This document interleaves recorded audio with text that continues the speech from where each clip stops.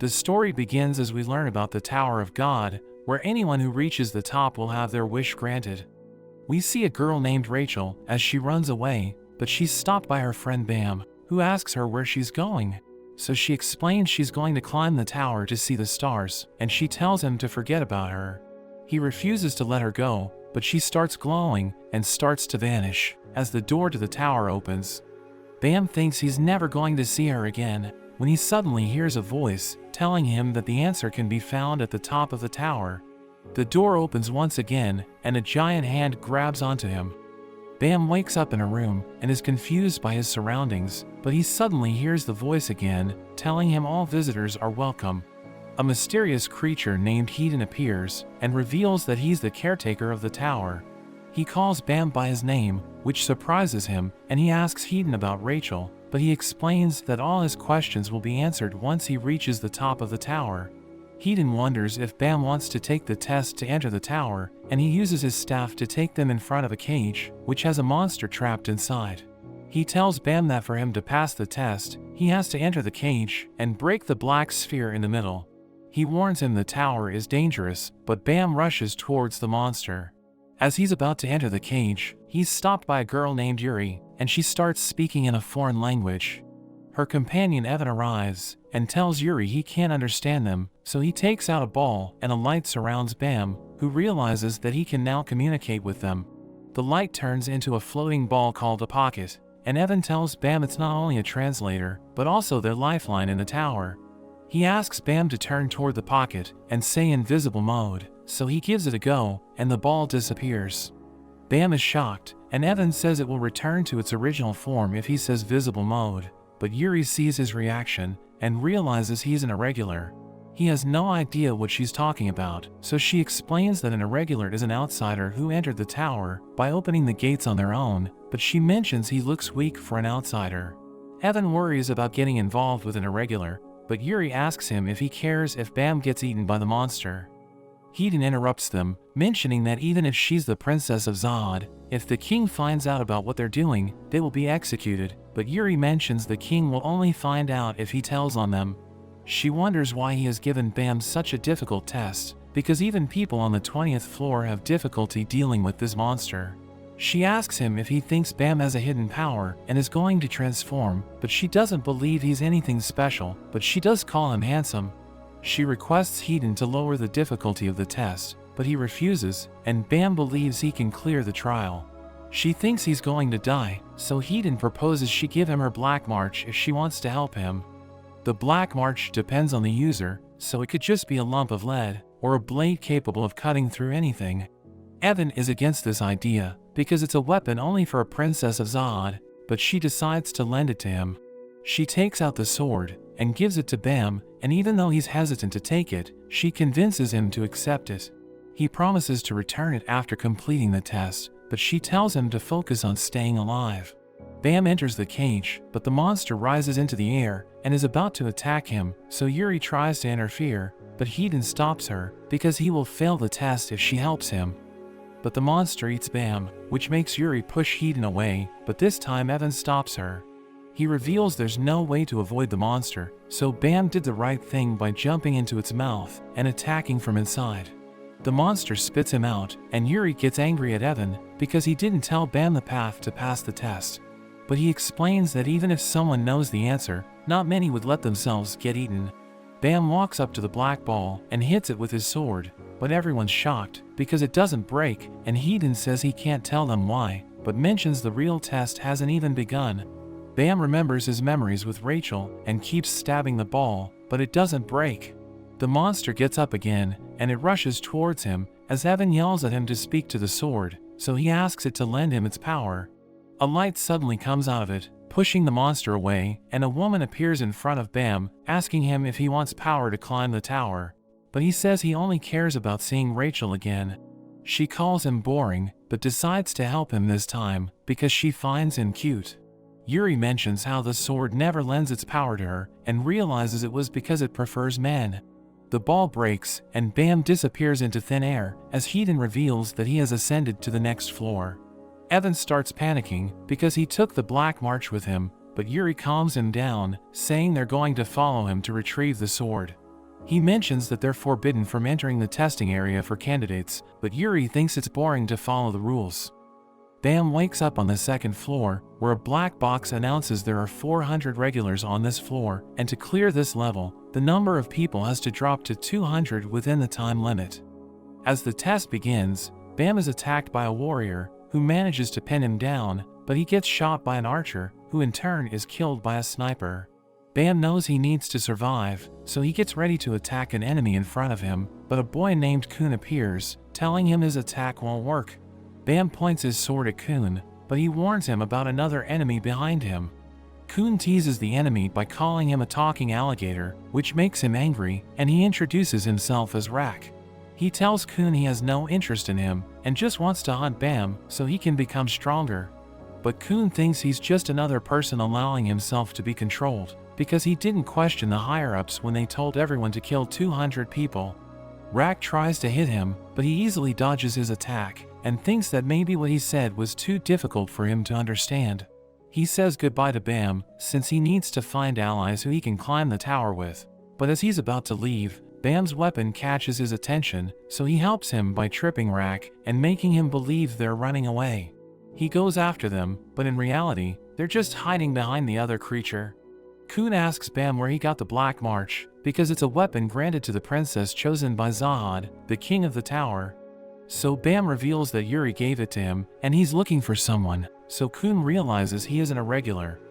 Bam follows Kun, and they go to a safe location, where they see on their pocket that 268 regulars are remaining.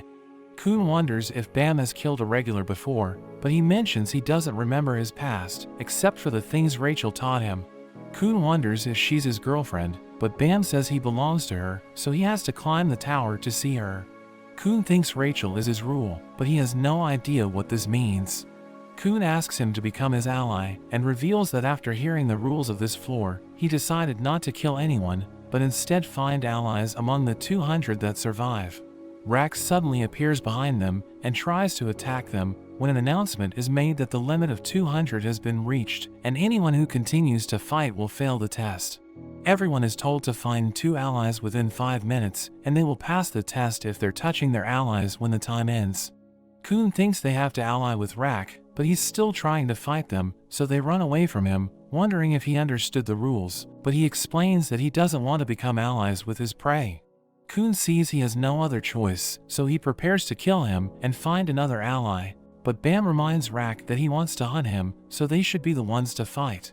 Rak agrees, but Bam throws away his weapon and tells Rak to kill him. But he refuses to attack until Bam uses his weapon, and he doesn't want to pick it up, so Rak absolutely loses it. Kun invites Rak to join them in climbing the tower, saying he will find stronger opponents there, but Rak refuses, and he attacks Kun. The time is about to end, so Kun clings to Rak, and Bam follows his lead, allowing them to pass the test. We see the regulars gathered together, and Kun sees that 120 people pass the test. On the other hand, Rak is still trying to get Bam to fight him, but Kun mentions that if Bam reveals his weapon in front of everyone, they will hunt him down. Kun explains that it will be better for Rak to fight him when he gets stronger, and Rak thinks he's trying to fool him, but his stomach starts growling, so Kun gives him a candy bar. Meanwhile, 2 regulars start arguing with each other, when they're stopped by the test administrator named Liro, who mentions that fighting is forbidden in this place. So they immediately stop fighting, and realize he's a ranker, but Bam has no idea what this means, so Kun explains that a ranker is a person who has made it to the top of the tower. Liro mentions that too many people have passed the test, so a few of them have to be eliminated. He shoots water out from his hands, and he pushes everyone back with a wall. He calls it Shinsu, saying it's the source of the tower's power, and he explains that the teams that make it through the wall will pass the test. Kun thinks Rak will be able to pass through the wall, but he thinks Bam might struggle. But everyone is surprised that he's already on the other side of the wall.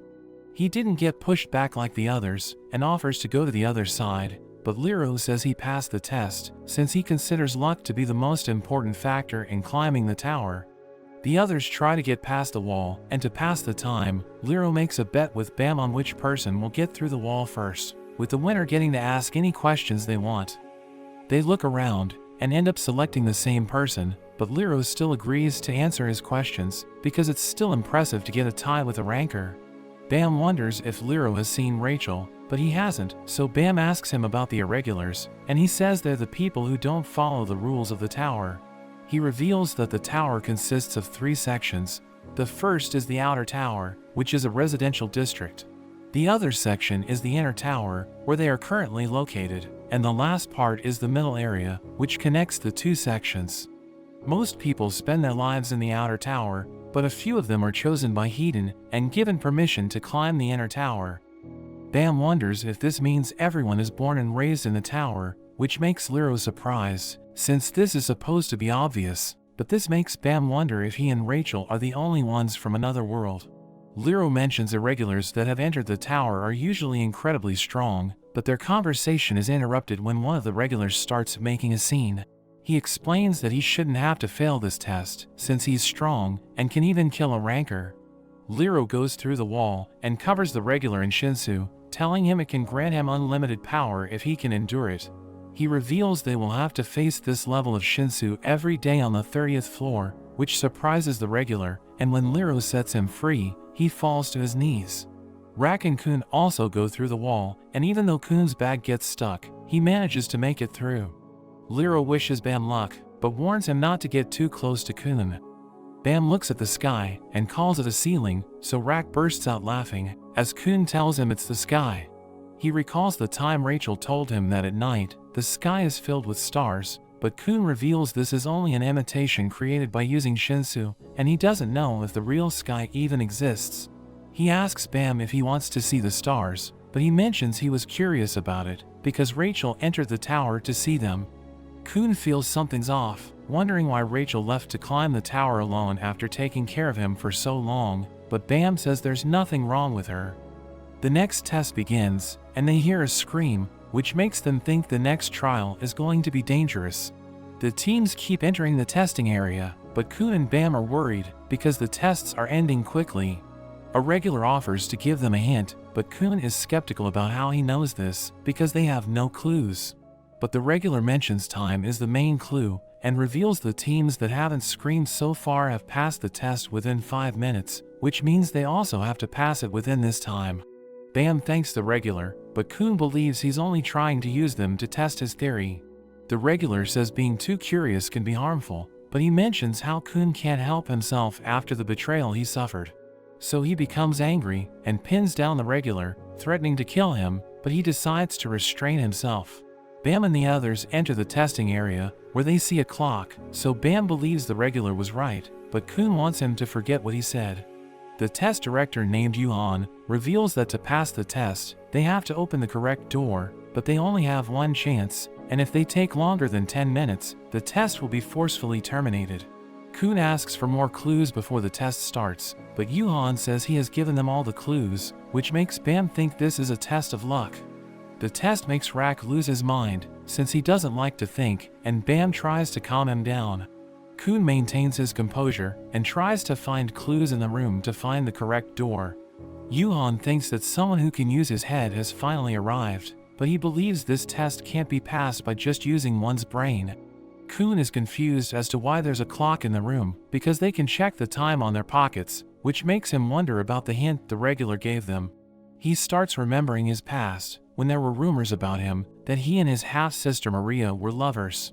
His other sister was supposed to be chosen as a princess of Zahad, but instead, Maria was selected because he helped her, and the moment she was chosen, Kun was abandoned and his whole family was exiled. As he tries to calm himself down, Rack opens a door on instinct and they end up passing the test. Yuhan reveals that they just had to open any door within 5 minutes, but Kun is confused by what this test has evaluated.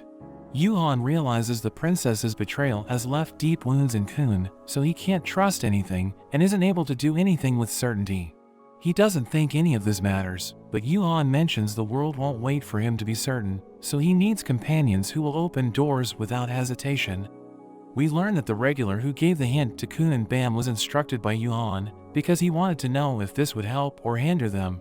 On the other hand, Yuhan questions a test administrator named Quant, wondering if he did a proper job administering the test, because only 3 people passed in his trial, so he reveals that he gave them the first and second tests simultaneously as an untimed survival match. Yuhan is surprised by how the 3 people who passed killed the other regulars in 30 minutes, which makes him wonder if there was an irregular or a princess among them. He mentions if the higher-ups learn of this, they both will be executed, but he decides to help Quant and makes a call to Liro.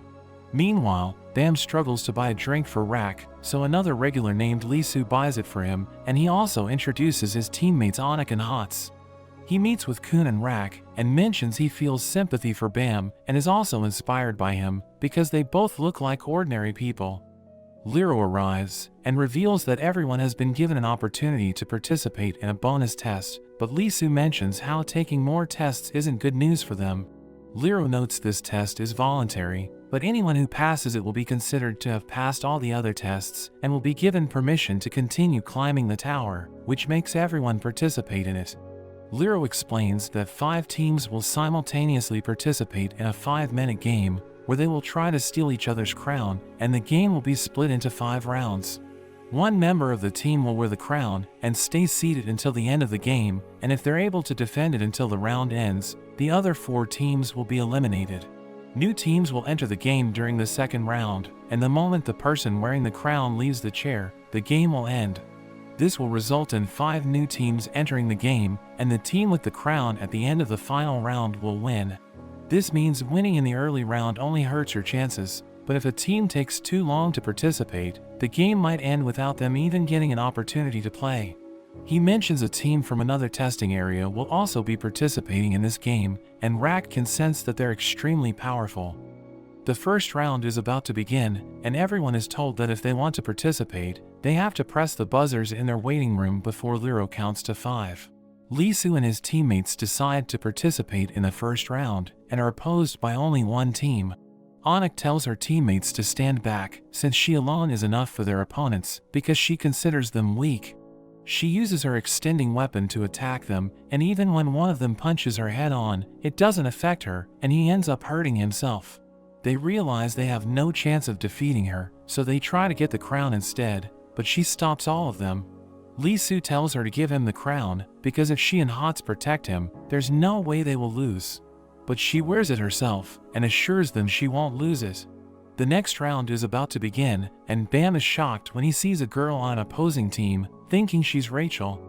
Lisu tries to get Anik to give him the crown, because he's the weakest member, but Liro reveals that once she sits on the throne, she can't leave, or it will result in their loss. Lisu is shocked, since they weren't told about this, but Liro mentions a detailed explanation of the rules was posted in the waiting room. The sign-up time for the next round begins, and Rak prepares to press the buzzer, but he's stopped by Kun, so he demands 10 chocolate bars for him not to press it. 2 teams decide to play this round, and Lisu notes how one of the teams has a sleeping member. But they say they don't need him to defeat someone as lame as him. The other team starts to attack, and Hots throws his sword into the air, and uses his other sword to blow them away. One of them tries to stop Hots' movement, but he cuts through his knife, as the other member tries to use this opportunity to attack, but he stops because of the other sword. On the other hand, Lisu is holding his own against the other team, but he's worried about their member who is sleeping. While he's distracted, one of them attacks him with her knife, and as he steps back, the other member grabs him. He thinks it's the end for him, but Hot saves him, since he has already defeated the other team. Rak wonders why Kun stopped him from pressing the button, so he explains how he would have participated in this round under normal conditions. We learn that the sleeping boy is named Lore, and he told his team to press the buzzer, and he and Kun explain the same thing to their teams, saying the team with the crown will have a disadvantage till the end of the second or third round. But as the game progresses, the number of participants will increase, so no matter how much they fight the team on the throne, they will be interrupted by other teams. In the worst case scenario, another team will steal the crown, so instead of stopping other teams, the best option is to sit on the throne themselves. Rak believes they should have fought this round, but Bam notes they didn't because Anik is the one on the throne. Lore's teammates told him they can't take the crown from Anik, but he assured them that he can do it if they lure Hots and Lisu away from her. We return to the fight as Lore wakes up and shoots a massive Shinsu blast at Anik. She dodges his attack, and Lore's team members follow up, trying to knock her off the throne, but she manages to stay on it. Lisu and Hots try to help her, but Lore launches another blast, and she dodges it again. He advises her to give up, since he can attack the throne from anywhere, but she gets angry and uses her weapon to attack everyone. She notes that she can also kill all of them from the throne, but Lero is disappointed that she gave in to her emotions. In the waiting room, Bam's weapon starts acting up, which is noticed by Anic, so she retracts her weapon. Lore's teammates use this opportunity to rescue him, and he reminds them if they go into the waiting room, they will be disqualified, but they think it's better than dying in a bonus test. Anic breaks into Bam's waiting room and wonders why he has the Black March. She realizes he's struggling to control it, so she says he isn't worthy of it and wants him to give it to her. Lisu is confused why she got them disqualified for just a sword, but she reveals that it's one of 13 from the month series, which are only given to the princesses of Zahad. Hots notes that it also smells like Anic's weapon, so she reveals that she's a princess of Zahad. She wants Bam to give her the Black March, but he refuses, since he needs to return it to Yuri. Anic prepares to attack, but is stopped by Lero, who wants them to go to their waiting room, since they have been disqualified. Anic proposes a bet for the sword, saying that if they win the game, she will give him her weapon. Bam is against the bet, but Anic mentions she's planning to kill him after the game and take the sword, so it's in his best interest to accept the bet. She says their chances of winning are low, which makes Recap-kun angry, and they prepare to enter the game. As Anic returns to the waiting room, a girl from another team whispers something to her, making her mad, but Hots stops her, since he doesn't want any more trouble. Kun thinks Bam is amazing, because he didn't give the Black March to Anic, but he mentions how Rachel told him never to betray anyone. Bam calls himself useless and weak, but Kun believes this is what makes him special, because even though he's weak, he still kept his promise when his life was on the line. The next round begins, and several teams come out, since this is their best opportunity to get on the throne. They all try to get the crown, but Kun gets hold of it in the blink of an eye, and instead of wearing it, he decides to keep it in his bag, saying he will give it to anyone who can defeat him. Everyone starts attacking him, and even though he manages to block all their attacks using his bag, he throws the crown away. As everyone is fighting for it, Bam sits on the throne, and Kun takes out the real crown, revealing that the one he threw away was a fake. Kun opens his bag, and countless crowns fall out, which makes everyone realize that the bag can create copies. All the other teams decide to work together, since they find his trick humiliating. They rush toward the throne, but Rak stops their attack and throws his spear towards them, blowing them all away. The team from the other testing area wonders if they should enter the next round, but they decide to wait. Rak mentions how Kun wanted to show off his bag, but he says he only wanted to show his strength in front of Anic.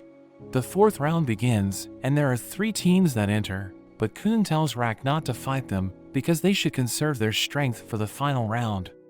This confuses Bam and Rak because the teams are planning on working together against them, but one of the teams suddenly starts attacking the others. Bam is surprised how Kun knew this would happen, and he reveals that during the first test, he helped them by carrying them in his bag. He notes that meeting Rak and Bam was unexpected, because the 3 regulars inside his bag were enough to form a team. After the third test, he let them out of the bag and explained the situation, and tying up his hair with a bandana was the signal for them to help him. Rak is disappointed he didn't get a chance to fight, but Kun gives him a chocolate bar and assures him he can go crazy in the last round. Kun says he didn't want to use his allies this early, but they must win this game because he wants to climb the tower with them. Kun's allies defeat the other 2 teams and proceed to disqualify themselves, which marks the end of the 4th round. The last round begins, and Kun is worried about the team from the other testing area because he doesn't know how strong they are. As the round begins, a girl named Warun quickly defeats 2 teams, so Kun asks Rak to deal with her. She attacks him with her staff, and even though he blocks her attacks, she manages to get past him. She's about to reach Bam, but the girl from the other testing area suddenly stops her, and while Kun is distracted by her, a man suddenly attacks him. Kun uses his bag to copy his knife and throws it towards the enemy as Rak fights with another team. The girl who Bam thinks is Rachel stands beside him and assures him they aren't planning on stealing the crown. He tries to confirm if she's Rachel, but her teammate steps in front of him. Rak wonders if Kun has bribed them, but he mentions they're from another testing area, so he didn't have time to do that. Rak headbutts his opponent and tosses him into a wall as Kun throws his knives up in the air to distract his opponent, and he uses this opportunity to land the finishing blow. Rak wonders why the other team is helping them, and Kun thinks they aren't going after the crown, so he thinks they've won the game. Bam asks the girl if she's Rachel, and he wonders why he should climb the tower if he's already found her. Warun continues fighting against the other girl, whose heel suddenly breaks, and Warun uses the chance to rush towards the throne. She gets past the others, and hits Rachel with her staff, which makes Bam leave the throne to help her. He throws himself in front of her, and he gets hit by Warun, causing him to bleed. He thinks about how he has disappointed Rak and Kun, but he has to protect Rachel. His body suddenly releases an enormous amount of energy, breaking Warun's mask, and he prepares to kill her. But time suddenly stops as the spirit from the Black March appears, telling Bam he has lost control, so she kisses him, forcing him to fall asleep. Liro meets with Yuhan and reveals nobody won the game because Bam's Shinsu destroyed the crown. He asks Yuhan why he came up with the crown game, so he reveals it was to help Quant, but Liro thinks he had another goal. He thinks the troublemaking trio was acting weird because they didn't chase after the crown, and they even helped another team during the game. So Liro believes a member of their group had previously met one of the examinees, but the rules mention that acquaintances can't participate in the same test, so he wonders if Yuhan's goal was to unite them. Yuhan explains their job isn't only to determine people who are fit to climb the tower, but also to get rid of those who can harm it. Yuhan asks him if there were any people like that in the test, which makes him think about Bam, but he tells him no. Before he leaves, he asks Yuhan if he has ever seen someone who doesn't have a contract with an administrator, but can use Shinsu without any restraint. Yuhan notes that it would be against the tower's law, but knows an irregular named Urek Mizuno who was able to do it. Meanwhile, Bam still hasn't woken up, and Kun is taking care of him, but he's surprised when Rachel visits. She asks him not to tell Bam about her, because she thinks if they're together, they will become each other's weakness. After she leaves, Kun sees Rak trying to check up on Bam, but Rak says he doesn't care about him. On the other hand, Anik gets her hands on the Black March, but the spirit refuses to listen to her, saying she will only talk with a man. So Anik takes it to Lisu, and as he tries to touch the sword, he gets shocked, and the Black March says she'll only talk with someone handsome. As she leaves, the other girl named Endorsi wonders if she knows who the weapon belongs to, revealing that it's Yuri's. She mentions that out of all the princesses chosen during the past 5 years, Yuri is the only one who was granted one of the 13-month series. She calls Anik an imposter, so she becomes angry, and she tries to punch her, but she dodges it. Bam wakes up, and Kun tells him he's been asleep for 5 days, which makes him worried, but Kun says he got lucky. We see Liro explaining to everyone that the next test will begin after they select their positions, and he mentions how the battles fought in the tower are team battles, so their position means the role they take on during a battle. There are 5 basic positions, with the first one being the fisherman, who specializes in close quarters combat. Next are the spear bearers, who fight from a distance, and the third position are the light bearers, who gather and distribute information. The fourth category are the scouts, who investigate the enemy's movement, and the final position are the wave controllers, who use Shinsu to control the battle. Liro explains that they will have to study the positions they're assigned to, and depending on their performance, they may be chosen to fulfill certain positions. Kun wonders what will happen to the people who got hurt, and Liro says it's their own fault for getting injured. But he reveals that Bam has been given the position of wave controller, and since their instructor Yuga is late, their training will begin after 2 days. Kun tells Bam his training will begin the next day, but he's more worried about Rachel. Kun tells him she's fine, but says she isn't the Rachel he's looking for.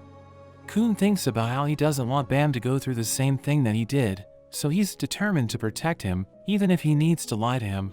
Kun notes that if the girl is the Rachel he's looking for, it means she doesn't want to meet him yet, so the only option is to become stronger so that he can climb the tower with her. Bam takes his class, where Yuga explains that Shinsu is a godlike substance capable of controlling all things, and to use more than a fixed amount, they need to form a contract on each floor. He mentions Lore has already formed a contract, whereas the rest of them haven't, so he asks them to make their pockets visible and close their eyes. He tells them to command the pocket, and as Bam follows his instructions, he sees a giant monster asking him if he wants to form a contract. The monster accepts his request, but mentions that for Bam, it's a shackle rather than a contract.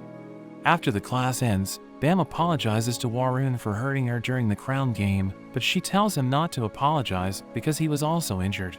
Lore's teammate Ho introduces himself to Bam and thinks they should help each other. Bam is amazed he isn't tired at all after making a contract, so Ho mentions he has been training, but when he gets to his room afterwards, we see that he's exhausted. Bam meets with Kun and wonders where Rak is, so he reveals that Rak was outdone by another regular in the Spear Bearer test, which made him go into the wild to get stronger. Bam thinks he needs to get stronger too if he wants to have a proper talk with Rachel, when Lisu and Hots arrive with a request. They reveal that in the scout test, they're told to make 9 friends in 1 week. Kun isn't sure if he should help them because they're friends with Anik, who stole the Black March. Hots notes they have cut ties with her, but Lisu mentions that she was the one who left them. Kun wonders why they would become friends with someone who can abandon an ally, which annoys Hots, and he starts making fun of Kun's earrings. Lisu tells him to stop, because he has caused many others to refuse to be their friends. They're about to fight, but Bam says they should become friends, because he was happy when Kun asked to become his ally during the first test, since he had nothing before that. They go to have lunch, and are noticed by Endorsi, who wonders what they're talking about. So Lisu tells her about their scout test, and Bam wonders if she would also like to become their friend. She says she would like to get close to Hots, but she can't, because love is forbidden in her family. They're interrupted by Anik, who calls Endorsi a princess of Zahad, which shocks everyone. Anik notices Bam staring at the Black March, and she tells him she isn't going to return it, but Bam has no intention of taking it back. He wonders if this means Anik and Endorsi are Yuri's sisters, and Kun explains that the princesses are recruited to represent talented families, which means they aren't really sisters. A game is held for the next test, where everyone must knock each other off the platform using the needles they're given, until only 8 are left. Endorsi asks the administrator if there are any safety measures to break their fall. The administrator says there are measures to prevent them from dying, which means they might still get injured. As the test begins, Anik immediately attacks Endorsi, but she knocks her back. She taunts her about how she could never be a match for a real princess, but Anik says there are no real princesses, saying they're all imposters. Meanwhile, Kun takes his light bearer class, where he digs up information about Rak and sees that he passed his test.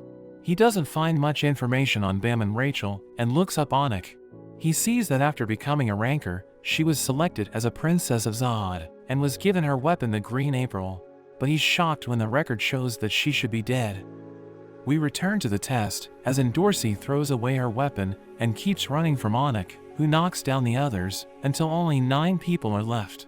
She tells Anik to come back with the Green April, because she's no match without it. But Anik throws her needle at Endorsi, and she uses Shinsu to charge in, knocking her off her feet.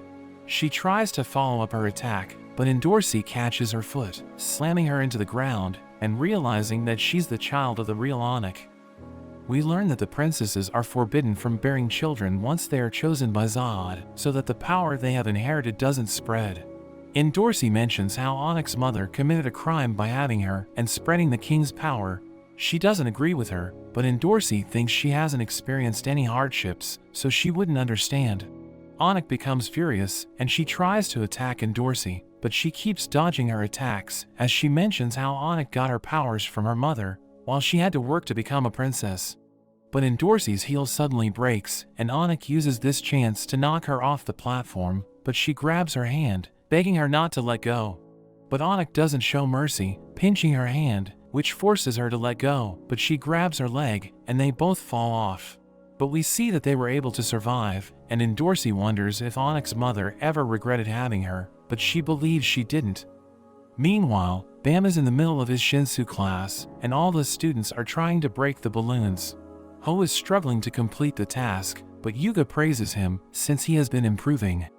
Bam manages to break the balloons, and Yuga mentions that he still has a long way to go, but he's doing well. Bam thanks Lore for helping him complete the tasks, and Ho is curious about this. So Lore reveals that Bam helped him by getting him a new pillow, and he taught him a trick to break the balloons as a way of thanking him. Kun calls away Bam, and Ho mentions how it's not like lore to help others. Kun tells Bam about the fight between Endorsi and Anik, and he calls them stupid because they self-destructed even though they're blessed with great power. They're interrupted by Lisu, who mentions that the deadline of their task is today, but they haven't managed to make 9 friends. Bam wonders if they can do anything to help them, and Kun thinks it will be good for them if they fail, since they will have fewer enemies, but Bam wants to save his friends, so Kun decides to help them. Bam and Hots go to visit the injured Endorsi, who is starving since she used all her points to treat her injuries. They offer to give her food if she becomes their friend, and even though she doesn't want to do this, she gives into her hunger and signs their form. They apply the same plan to Anik and successfully complete their task. Lisu and Hots thank Bam for his help, but Kun wants them to thank him since he was the one who came up with the plan.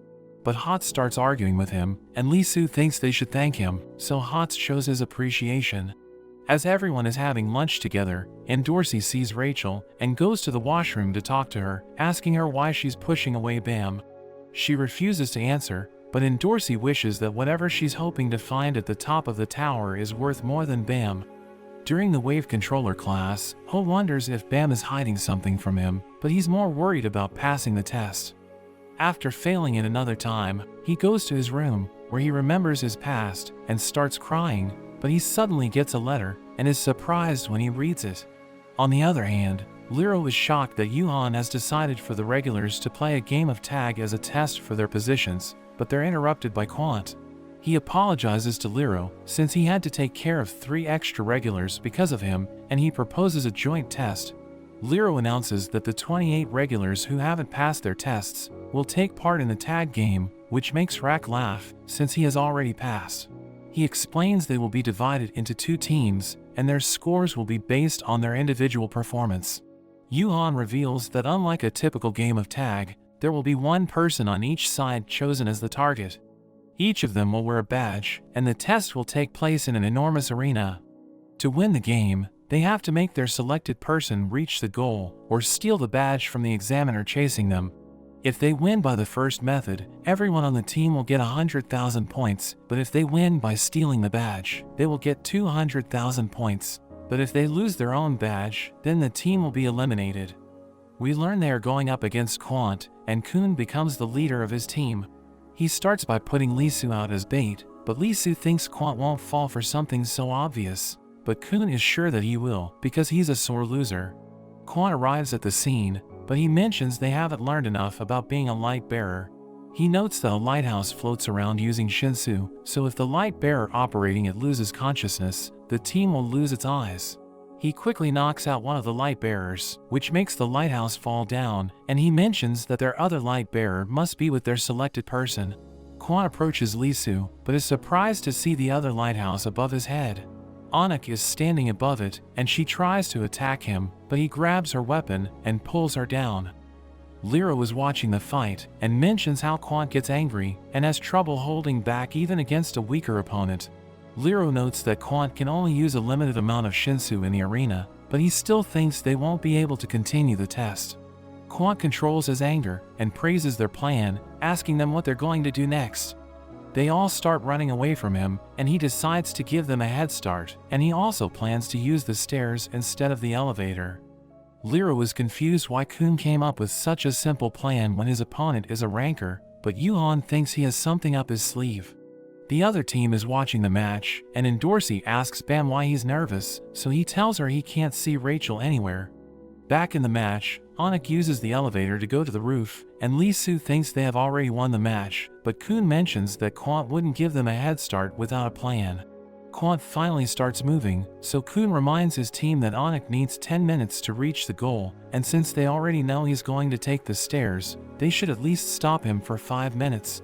Quant appears in front of them and disappears, causing everyone to panic. He becomes visible, and the team tries to stop him by throwing spears at him, but he dodges their attacks and starts defeating them one by one. One of them tries to use his strength to crush Quant, but he easily defeats him, saying that the ones who are overconfident in their strength will die first. Endorsi tells Bam to be happy the other team is losing, because if they win, he will fail his position test, but he's more concerned about whether Rachel will pass. Kun tells everyone that Quan has defeated the stair team and will soon catch up to Anik, so Lee Soo thinks they should call Lore for help. But Kun reveals he's sleeping on the starting line, and he mentions that during his light bearer class, he found out that Lore is going to pass the test no matter what happens. Lero thinks they're about to lose the game, but Rak believes Kun has another plan, which makes Lero wonder if he copied the badge using his bag. But Yuhan says it's impossible, because he used Shinsu to prevent the badge from being copied or compressed. We return to the match, as Lee Soo meets up with his team, but Quan arrives with him, so Lee Soo tries to stop him, but he defeats them and reaches the bridge. He sees Kun and wonders where Anik is, so Kun tells him she jumped off the bridge to reach the exit. Quan doesn't believe him because they're too high, and Kun teases him, saying he must be afraid to jump from this height. We see that a few moments ago, as Anik arrived at the bridge, Kun copied his lighthouse using his bag and hid her below the bridge.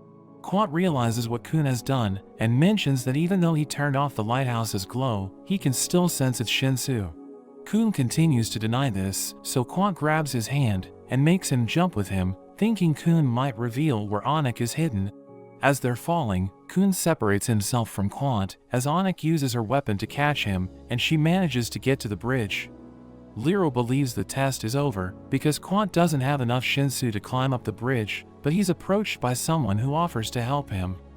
Anik is about to reach the exit point, but is shocked when Quant appears in front of her and steals the badge. Kun takes the blame for the loss, but his team thinks his plan was amazing, and they think the other team won't come up with a better strategy. But we see that it was Kun and Lore who helped Quant get back up to the bridge, which makes Lero wonder why he betrayed his team, but Yuhan shows him the list of friends from the scout class, saying that they are his real team. He notes Kun's main goal was to show his friends how to pass, because they are the ones he wants to climb the tower with, but he believes Quant isn't going to make it easy for them. The next round is about to begin, and everyone is fighting to become the team leader, but they end up selecting Endorsi to lead them. She tells all the fishermen to move together, but two of the spear bearers are against this idea and think they should be the ones to capture Quant. But Hots calls them idiots and mentions that from seeing the other team's round, it's obvious they can't catch Quant, so this is the best plan to follow. The others don't agree with him and they threaten him, telling him he's going to help them win this game, but he makes them apologize by taking their spears. Meanwhile, Ho's teammate Serena talks with him about how she doesn't think she can keep climbing the tower because she can't bring herself to kill the friends she has made. She reveals she was a cat burglar, but she got on a boat where a rancor was present and her friends were killed. She had lost all hope when Hedon appeared before her and took her to the tower. At first, she killed everyone she met because she wanted to stay in the tower, but she feels different now, and Ho explains that everything they do is to climb the tower, so there are no hard feelings. On the other hand, Quant starts hunting them, but Endorsi suddenly starts attacking her teammates. She tells everyone about her past, when she lived in the home of fallen nobles.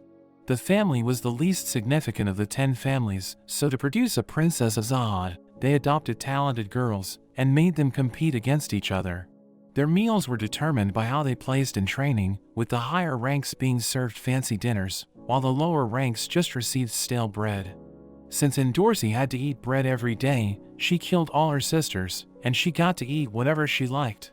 Endorsi makes fun of them for believing her plan, which makes them realize that her goal is to get rid of all the other fishermen, so she can guarantee that she passes. She tells Bam this is what needs to be done to climb the tower, and if he's prepared to do this, he should meet with Rachel. On the other hand, Hot shares his plan of stopping Quant, so the two spear bearers can attack him from the shadows. Quant appears before them, so Hots tries to attack him, but he ends up losing one of his swords. Endorsi keeps beating her teammates, and Bam tries to convince her to stop, but she mentions they're competing against each other in the position test. She thinks they're weak, so they should just give up, but Bam reminds her that she was also weak, and she didn't give up, so she was able to get stronger. She keeps attacking the others, and Bam mentions his dislike for her actions, but she mentions she needs to do it to get everything she wants. As she argues with him, one of their teammates' swords starts to glow, and he uses it to try and blow her away, but Bam protects her. Hots keeps attacking Quant, who dodges his attacks, and he realizes that Quant can kill him anytime he wants. He knows he has to do something while Quan isn't fighting him seriously, so he runs into the dark to try a surprise attack, but Quan grabs him and pushes him into the wall. Hots grabs his arms and tells the spear bearers it's their chance to attack, but we see them running away. They don't think Hots can stop a rancor, but Quan catches up to them and tells them their deaths won't be pleasant because he hates people who are traitors. Ho meets with Rachel and suddenly holds a knife at her, revealing that the letter he received mentioned that Bam would go away if he got rid of her. Liro believes they need to do something to help her, but Yuhan says they can't stop the test no matter what. Meanwhile, Bam tells Dorsey he can't betray others to climb the tower and he just wants to protect Rachel, but she says it's not what Rachel wants. He mentions he can't change how he feels, so he goes to find Rachel, but isn't able to connect to her. Ho mentions that seeing her lighthouse turn off, Bam will come looking for her, but he's shocked when Quan appears behind him. Bam also arrives, so Ho realizes the letter was a setup. He tells Bam to fight against Quan and show off his power, or else he will kill Rachel. Bam prepares to attack, but Quan quickly pours Shinsu into Bam's body, which makes him unable to move, and Quan tells him if he uses this technique on Ho, he will be able to save Rachel. Quan decides to leave, but Rachel suddenly tries to get away from Ho, and he ends up stabbing her. Bam quickly uses Quant's technique to stop Ho's movements, but it's too late, since the damage has already been done, and she passes out. Bam wonders why Ho would do this, so he notes that he will be able to climb the tower if Bam isn't there, but Bam says he considered him as a friend. So Ho starts crying, saying everyone important to him died before he came there, because he doesn't have power like Bam and Lore. He grabs onto the knife and takes his own life, so Bam cries, but Quant tells him not to shed tears for a traitor. Dorsey arrives, saying she already expected this to happen, and Quant is surprised she came to capture him instead of going to the exit. She mentions she's already guaranteed to pass, so she wants to make things interesting, but Serena sees she's holding the sword of their teammate, so she slaps her. She calls her a traitor, asking her why she showed up, and Dorsey says they must participate until the test ends. Serena is about to slap her again, but she says that if they keep wasting time, then Rachel will die. Before she starts fighting Quant, she tells Bam that if he keeps passing the tests, he's going to experience more pain, but he has to keep moving forward, or else he will regret his decisions. She starts fighting Quant, and she attacks him using the power from the sword, but he dodges her attack. He tries to get close to her, but is stopped by Bam, who uses the technique he performed earlier, and he's impressed that Bam has already mastered it. The fight continues with Bam helping Dorsey, but Quan avoids all their attacks and manages to take Dorsey's jacket where she had hidden the badge. Dorsey leans her head on Quant, making him believe she has fallen for him, but she reveals the badge wasn't in the jacket and she has also stolen his badge, leading to their team's victory. Rack tells everyone that Rachel's teammate disappeared while watching the tag match, and Dorsey mentions she doesn't know much about him since he doesn't talk. She notes that when she found him, he was already with Rachel, and Kun tells her not to speak of Rachel in front of everyone. But she believes there's no point in hiding it anymore, since everyone knows Rachel is the girl that Bam has been looking for. We see that before the tag match, Kun found out that only 2 wave controllers are going to pass the test, and Lore is guaranteed a spot. He looks up the other candidates that could pose a threat to Bam, but Warun arrives, and tells Kun she's going to drop out. She warns him about Ho, saying he might lose his mind because of his hatred for Bam, so Kun acts on her advice, and we see that he was the one who gave Ho the letter. Rack starts banging on Kun's door, and as he opens it, he sees that Rack has shrunk in size. Rack reveals this was done by Yuhan, because he was rude to him, and he asks Kun to use his bag to make him big again, but Kun says it's not possible. Rack plans on going to Bam, but Kun tells him not to, because Bam isn't going to the next level, since he has no reason left to climb. Bam comes to his room, and mentions that Rachel's stab wound was deeper than they thought, so she won't be able to walk anymore. But he says he will act as her legs, so that he can take her to the top of the tower, and he asks for their help. Everyone gathers at Ho's grave to give him a proper send-off, and Bam thanks Rachel for attending the funeral.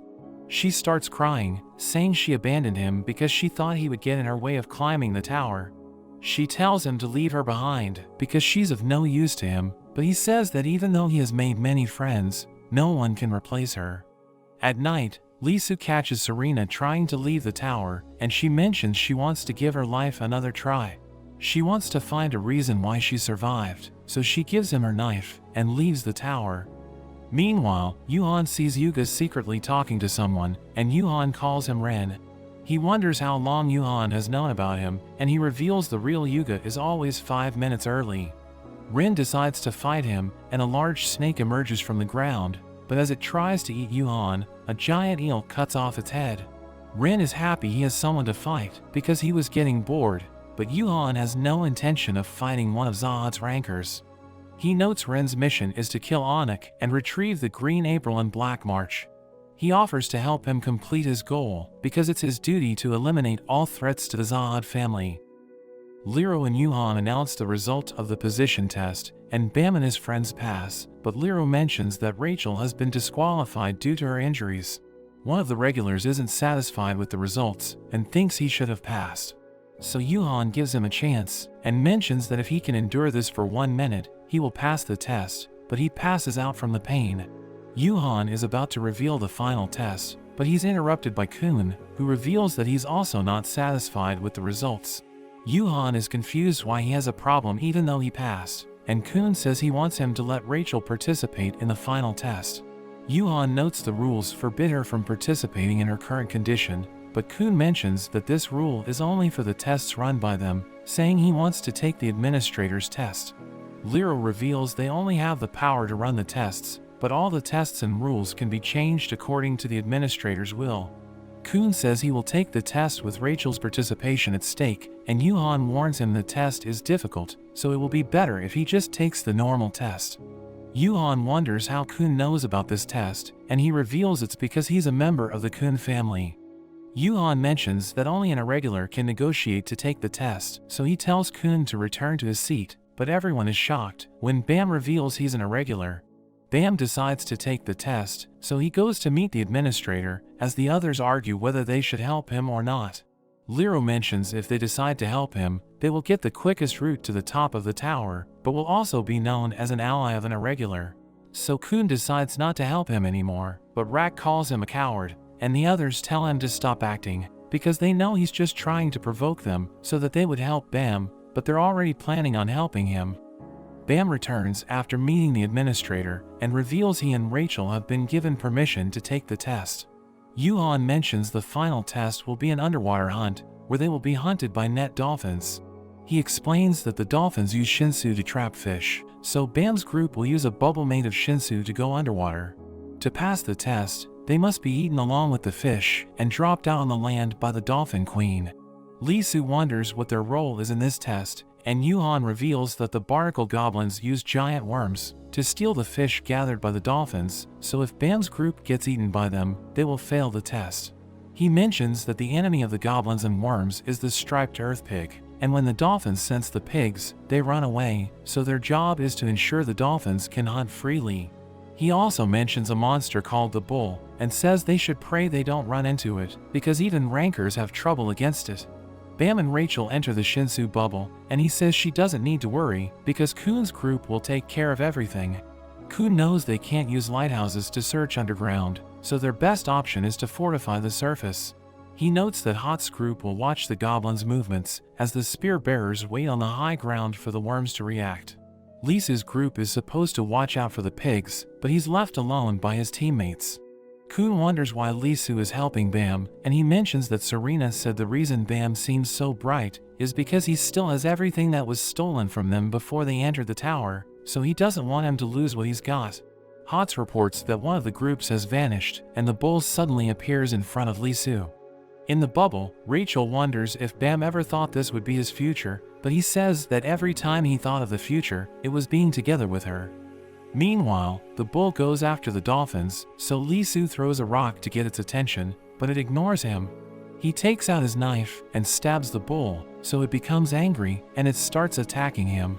It's about to eat him, but Anik and Dorsey come to his rescue, so he thinks they came to save him, but they just want to fight the bull. It attacks them, but they jump away, and Endorsey kicks it to the ground.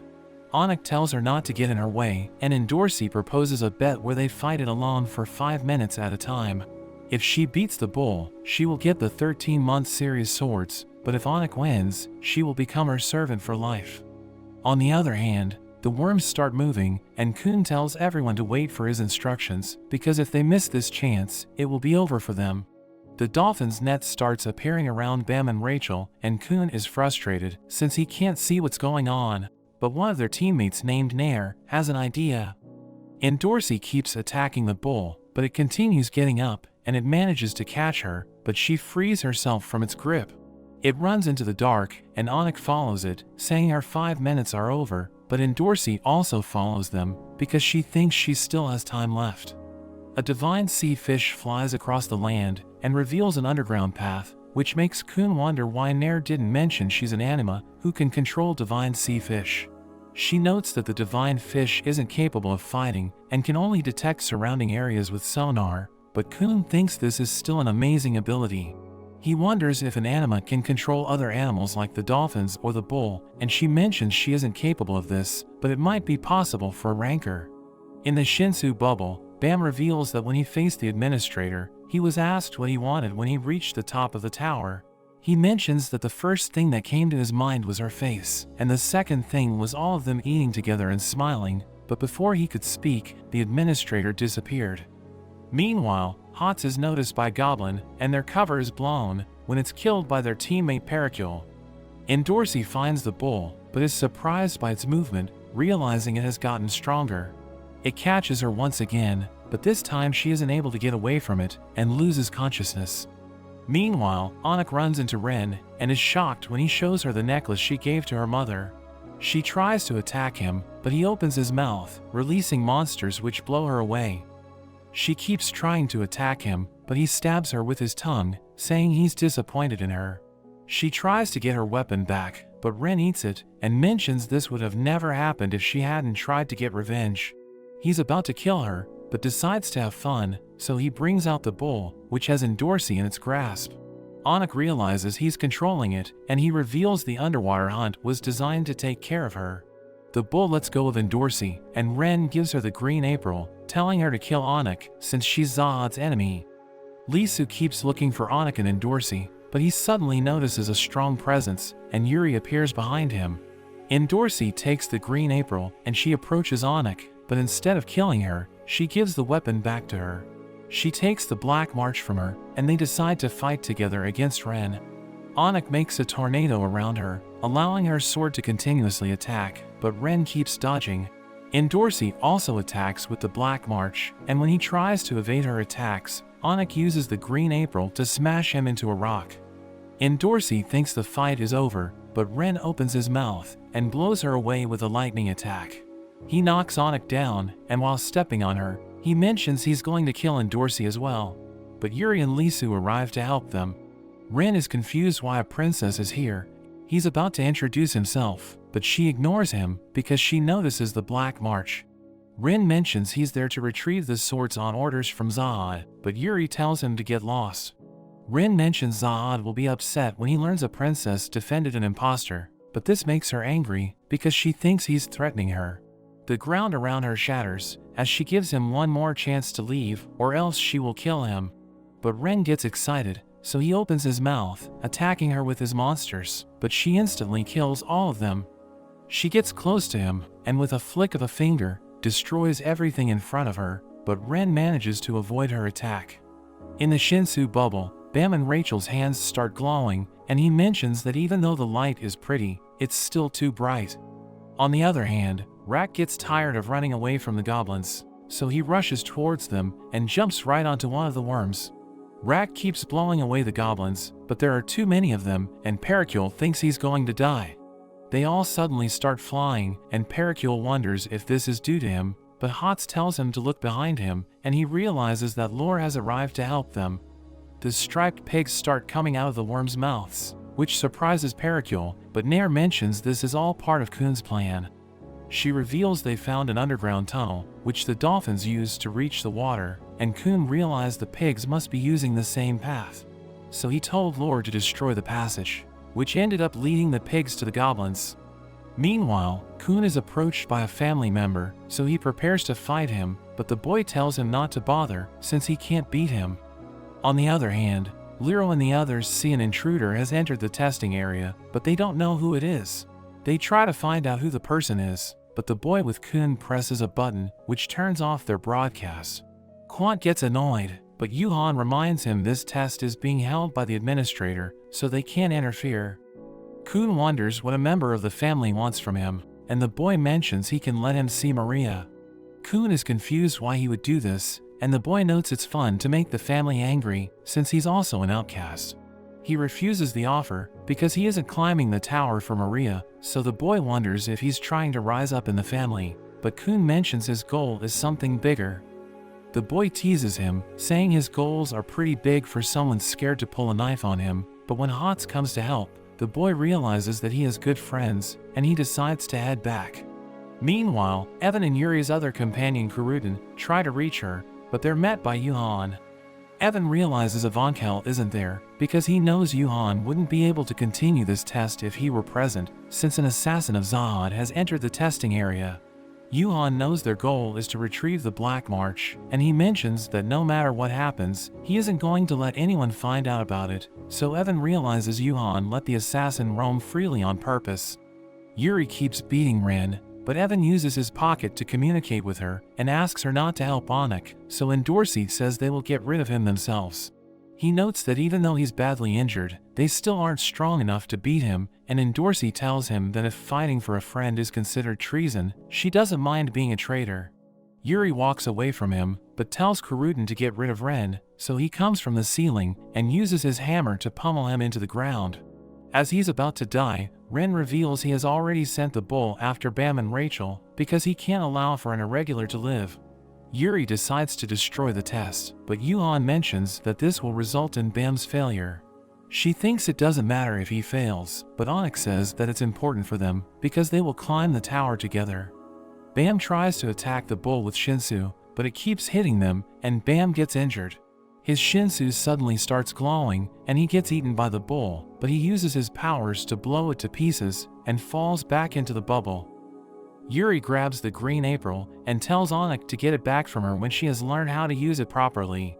She also gives something to Lisu to deliver to Bam, telling him to tell Bam to go to the 77th floor. Bam tells Rachel he will take her to the top of the tower, but she suddenly pushes him out of the bubble. She thinks everything is finally over, but we see Heaton watching, and he notes that it's only the beginning. We see that when Rachel entered the tower, she also woke up in the same room as Bam, where she met Heaton. He reveals she wasn't the one the tower was calling, and she begs him to let her stay, since it's her dream to climb the tower, so he decides to give her the same test he gave Bam. She complains that it's unfair, because no one can pass this test, but Heaton tells her to be quiet and witness the birth of a savior. She's shocked to see Bam enter the tower, and wonders why Heaton is calling him the savior. Heaton hides her, so she can watch Bam take the first test, and afterward, he asks her if she understands why she wasn't chosen. He calls her weak, and she still wants to climb the tower to see the stars, but he mentions her real goal is to become a star. She begs him to give her a chance, so he tells her he will allow her to climb the tower if she kills Bam. He wonders why she's acting surprised, because she was the one who abandoned him, since she didn't need him anymore. She mentions Bam has the Black March, so she asks him to give her a weapon, but Heaton gives her a bodyguard. Every time she sees Bam fight, she wishes someone would kill him, because she could never bring herself to end his life. We see Yuhan telling Warun to observe Bam and check whether he's worthy, whereas Rachel is just a bait. Rachel knew she had to be the one to kill Bam, which is why she told Kun not to tell him about her, because she wanted to keep her distance and wait for an opportunity to strike. As time continued to pass, she became scared of spending her points, because she thought if she couldn't kill Bam, she wouldn't be able to climb the tower with the points she had. Warun asks her if she has given up on climbing the tower, and she tells her it's still her goal, so Warun tells her to go along with the disturbance that's about to occur. She tells Rachel to create a situation that will allow her to stay close to Bam, but Rachel doesn't understand what she's trying to say, and Warun says she will know when the time comes. When Ho took her hostage, she realized this is what Warun meant, so she decided to let herself get stabbed. Everything went according to her plan, and she knew that eventually a chance to kill Bam would present itself. After Ho's funeral, She asked Bam to abandon her, so she wouldn't have to kill him, but he decided to stay with her. He called her the light in his life, but she thinks she has become so dark that his words don't have any effect on her. She became jealous and started to hate him because he had become friends with everyone. When Bam went to meet the administrator, Yuhan told her it was her last chance to climb the tower. So when she was with Bam in the bubble, she knew something had to be done. As she spent more time with him, she realized he was the one who became a star and that there's nothing special about her. Bam tells her he wants to climb the tower with her, but she knows if she stays with him, she will never become a star. Rachel is spit up on the ground by the Dolphin Queen, but everyone is surprised Bam is missing, so she says they were attacked by the bull, but she passes out. She wakes up in her room, and Warun congratulates her, since everything went according to plan. Meanwhile, Liro tells everyone they thoroughly examined the area, but couldn't find Bam's body, and he believes he might have been eaten by a fish. Pericule wonders what the test results are, but everyone tells him to shut up. Liro mentions they all passed, and they will contact them later to inform everyone about what will happen next. Liro meets Yuhan and wonders what he did to Rachel, but Yuhan says she made her own decision. Hots thinks that they owe it to Bam, so they decide to climb the tower with Rachel and take her to the top of the tower. On the other hand, Liro quits being a test administrator and tells Quan he's being fired as well. He asks Quan if he wants to come with him and reveals he will climb the tower to find the truth. Yuhan notes that everything has gone according to their plan because all of Zod's people believe Bam is dead.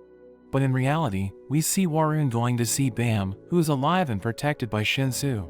He wakes up, wondering what happened to him and Rachel, but Warun reminds him she was the one who pushed him, and Warun tells him he has the potential to become the savior and god of the tower. She notes that if he wants to understand Rachel, he needs to reach the top of the tower, and she offers to train him. He thinks that the answers aren't at the top, but decides to climb the tower and search for the answers himself. Yuri returns to her home, where she receives a grand welcome, but she mentions she doesn't care for it. She wonders where her sister Refalista is, but she's interrupted by another princess named Mashchini, who tells her she should quit being a princess if she doesn't like such welcomes. She congratulates Yuri for successfully capturing the Green April, and she thinks it's too great of a responsibility for her to handle 2 of the 13-month series weapons since she's a child, but Yuri calls her old, and says she should give her her weapon as well. After that, Yuri meets with Refalista, and she also congratulates her for getting the Green April, but Yuri is sick of everyone saying the same thing to her. She notes that since Yuri already has 2 of the weapons, she should try to collect them all, but Yuri has no interest in them. Yuri asks her for a favor, and she knows she wants her to find Bam, even though she thinks he's dead, but Yuri believes that someone who earned her respect won't die so easily. So she agrees to look for him, but also wants something from her in return. 6 years later on the 20th floor, a boy named Wangnan thinks about how regulars who have been allowed to climb the tower are retested on this floor. They need to get a rank of at least E if they want to continue climbing the tower, but due to the difficulty and the high fees of the test, the 20th floor has become the home of regulars who have given up on going any further. He runs into a boy named Nia, and as he picks him up, he thinks about how the floor is filled with monsters who feed on the dreams of the losers. He goes to take the test, and he has ambitions to become king of the tower, but a girl suddenly attacks everyone with fire and defeats them. Wangnan returns home and takes a bath, but he's angry at the girl because she's the reason that he failed the test again. He thinks about making her work in the kitchen all day after he becomes king, but he's suddenly interrupted by a man named Kim, who wants his money back. Wangnan tries to get away, but he gets caught, and Kim notes he can't run from them because they know everything about him. Kim wants the money he lent to him for taking the test, and Wangnan promises to return it, but Kim knows he can't get such a large amount of money, even if he worked 100 years at a normal job. Kim decides to give him another chance, but he wants him to sign a contract that allows him to trade his organs. Wangnan doesn't want to sign it, so Kim says that if that's the case, he better pass the next test, or else he will be paying with his body. As they are about to leave, Nia comes to deliver his food, and Kim pays for it before leaving. While eating ramen, he wonders why Nia is delivering food, so he mentions he likes making ramen. Wangnan wonders why he isn't taking the test to advance to the next floor, and he mentions he has already taken it, which makes Wang-nan realize he's also in debt just like him. But Wang-nan tells him to never give up, because the difference between people living on the top of the tower and the people on the 20th floor is that they never stopped working. Wang-nan goes to take the test once again, and the first exam is a 30-minute survival challenge, where they are allowed to attack each other, and everyone who is still standing after 30 minutes will pass the test. The door is about to open, and Wang-nan tells himself it's his last chance, so he needs to give it his all. The door opens, and Wang-nan rushes into the arena, but we see Bam, who has already defeated all the other participants. They start to disappear, and Wang-nan begins to panic because he knows that if he loses, he will also have the same fate as them. So he tells Bam he's pretty good, but he can't fight everyone who comes through the doors, and tells him he should conserve his strength. He introduces himself and asks to work together, but Bam doesn't say anything and just sits in the corner. The next participant appears, and Wang-nan prepares to attack him, but he's shocked by how big he is, so he also convinces him he shouldn't fight. Wang-nan thinks they will attack the next person, but when a small girl appears, he also makes her sit with them. Wang-nan is certain they will attack the next person who comes through the doors, but it's a woman who already knows the girl, so they add her to their group. Wang-nan is confused, because tests aren't supposed to be so carefree, and he thinks they should thin out the competition. He hears the girl mention everyone is nice to her, and he tells her if she wants to succeed, she shouldn't get friendly with them, because he has seen people get to the 20th floor with the help of others, but once they become useless, they are thrown away. The last contestant named Han arrives, and he immediately realizes the strategy they're using, but he thinks it would be better for them if they eliminate the two girls, because the next task may involve teams, and they will be a liability if that happens. He tells everyone to vote if they agree with him, but no one votes in his favor. Wang-nan calls another vote for the removal of Han, and they agree to vote him out, but Bam interferes and says there is no need for a vote because all of them are going to leave. Han summons his spear and notes he isn't going to give up without a fight, so Bam attacks him, but he dodges it. The other man named Horang tells Bam that no one on the 20th floor is going to be easily defeated by him, but Bam mentions he will just make them all fail. Han shoots a lightning attack at them, but he apologizes to Horang and says he was aiming for Bam. Horang and Bam start fighting, but Han shoots at them again, which makes Horang realize he isn't attacking him by mistake. He's about to attack Han, but they're both blown away by Bam, and Wang-nan realizes he's a wave controller. They are shocked seeing the crest on his robe, because it's from the organization called FUD, which is the group that opposes King Zod. Han knows he can't defeat Bam on his own, so he tells Horang to hold him so he can land his attack. Horang rushes towards Bam and tries to punch him, but he dodges all of his attacks and punches back, but is surprised that a shield protects him. Horang manages to hold Bam in place, and Han fires his attack, but Bam gets free and counters it with his own blast, which blows Han away. He also blows away Horang, and Wang-nan tells the others to run from him because only 20 seconds are left until the test ends. Bam is about to catch Wang-nan, but hearing him say he wants to climb the tower makes him think about Rachel, and Wang-nan uses the opportunity to attack him with his bombs. Bam falls to his knees and starts coughing blood, which shocks Wang-nan because he wasn't affected by the stronger attacks earlier, but his weak bombs manage to stop him. Han yells at him to attack again, so Wang-nan throws another bomb at him, but as the smoke clears, we see Bam is protected by a strange power, and he starts to heal. He prepares to attack Wang-nan, but the time runs out, and any fighting will lead to a disqualification, so he decides to leave.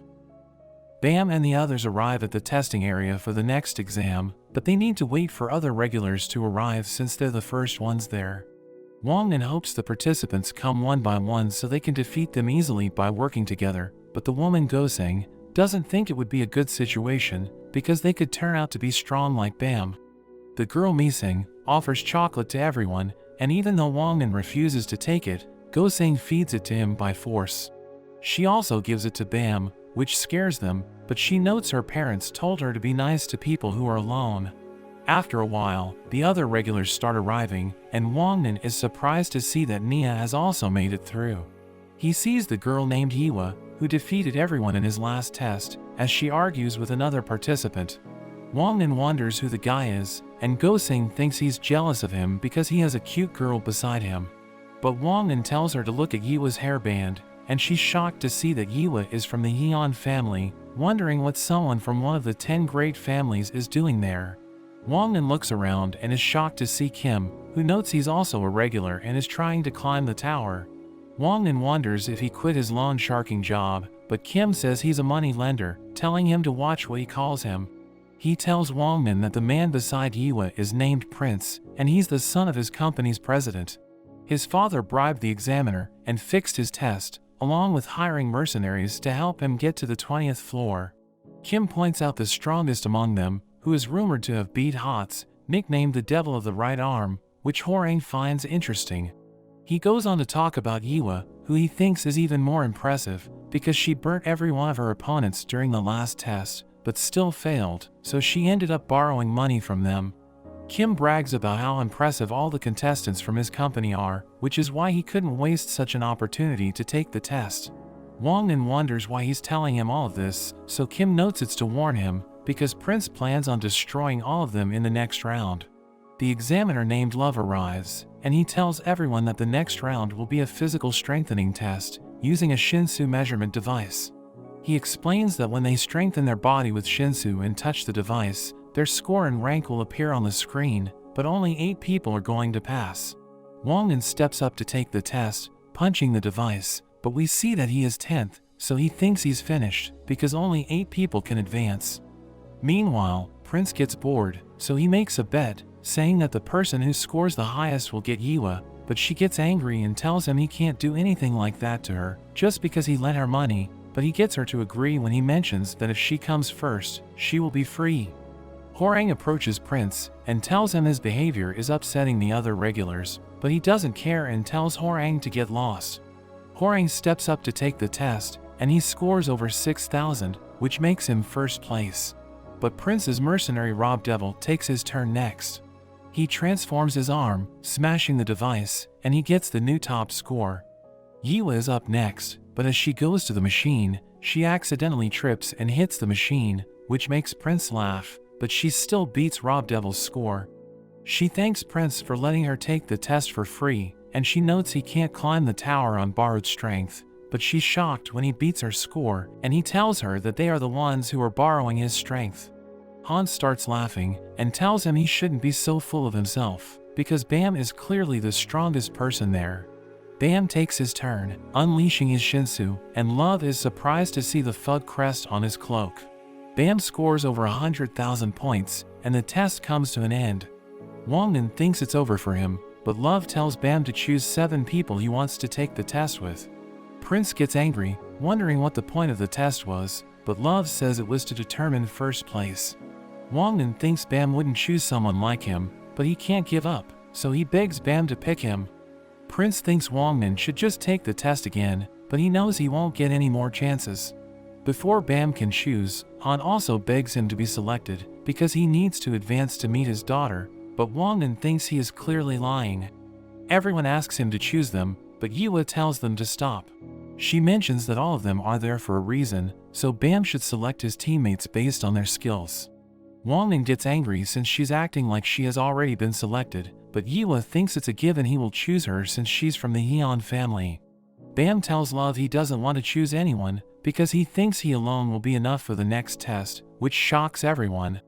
Love notes that the next test must be taken as a team, so he needs to choose, but Bam doesn't think anyone there is worthy of being on his team.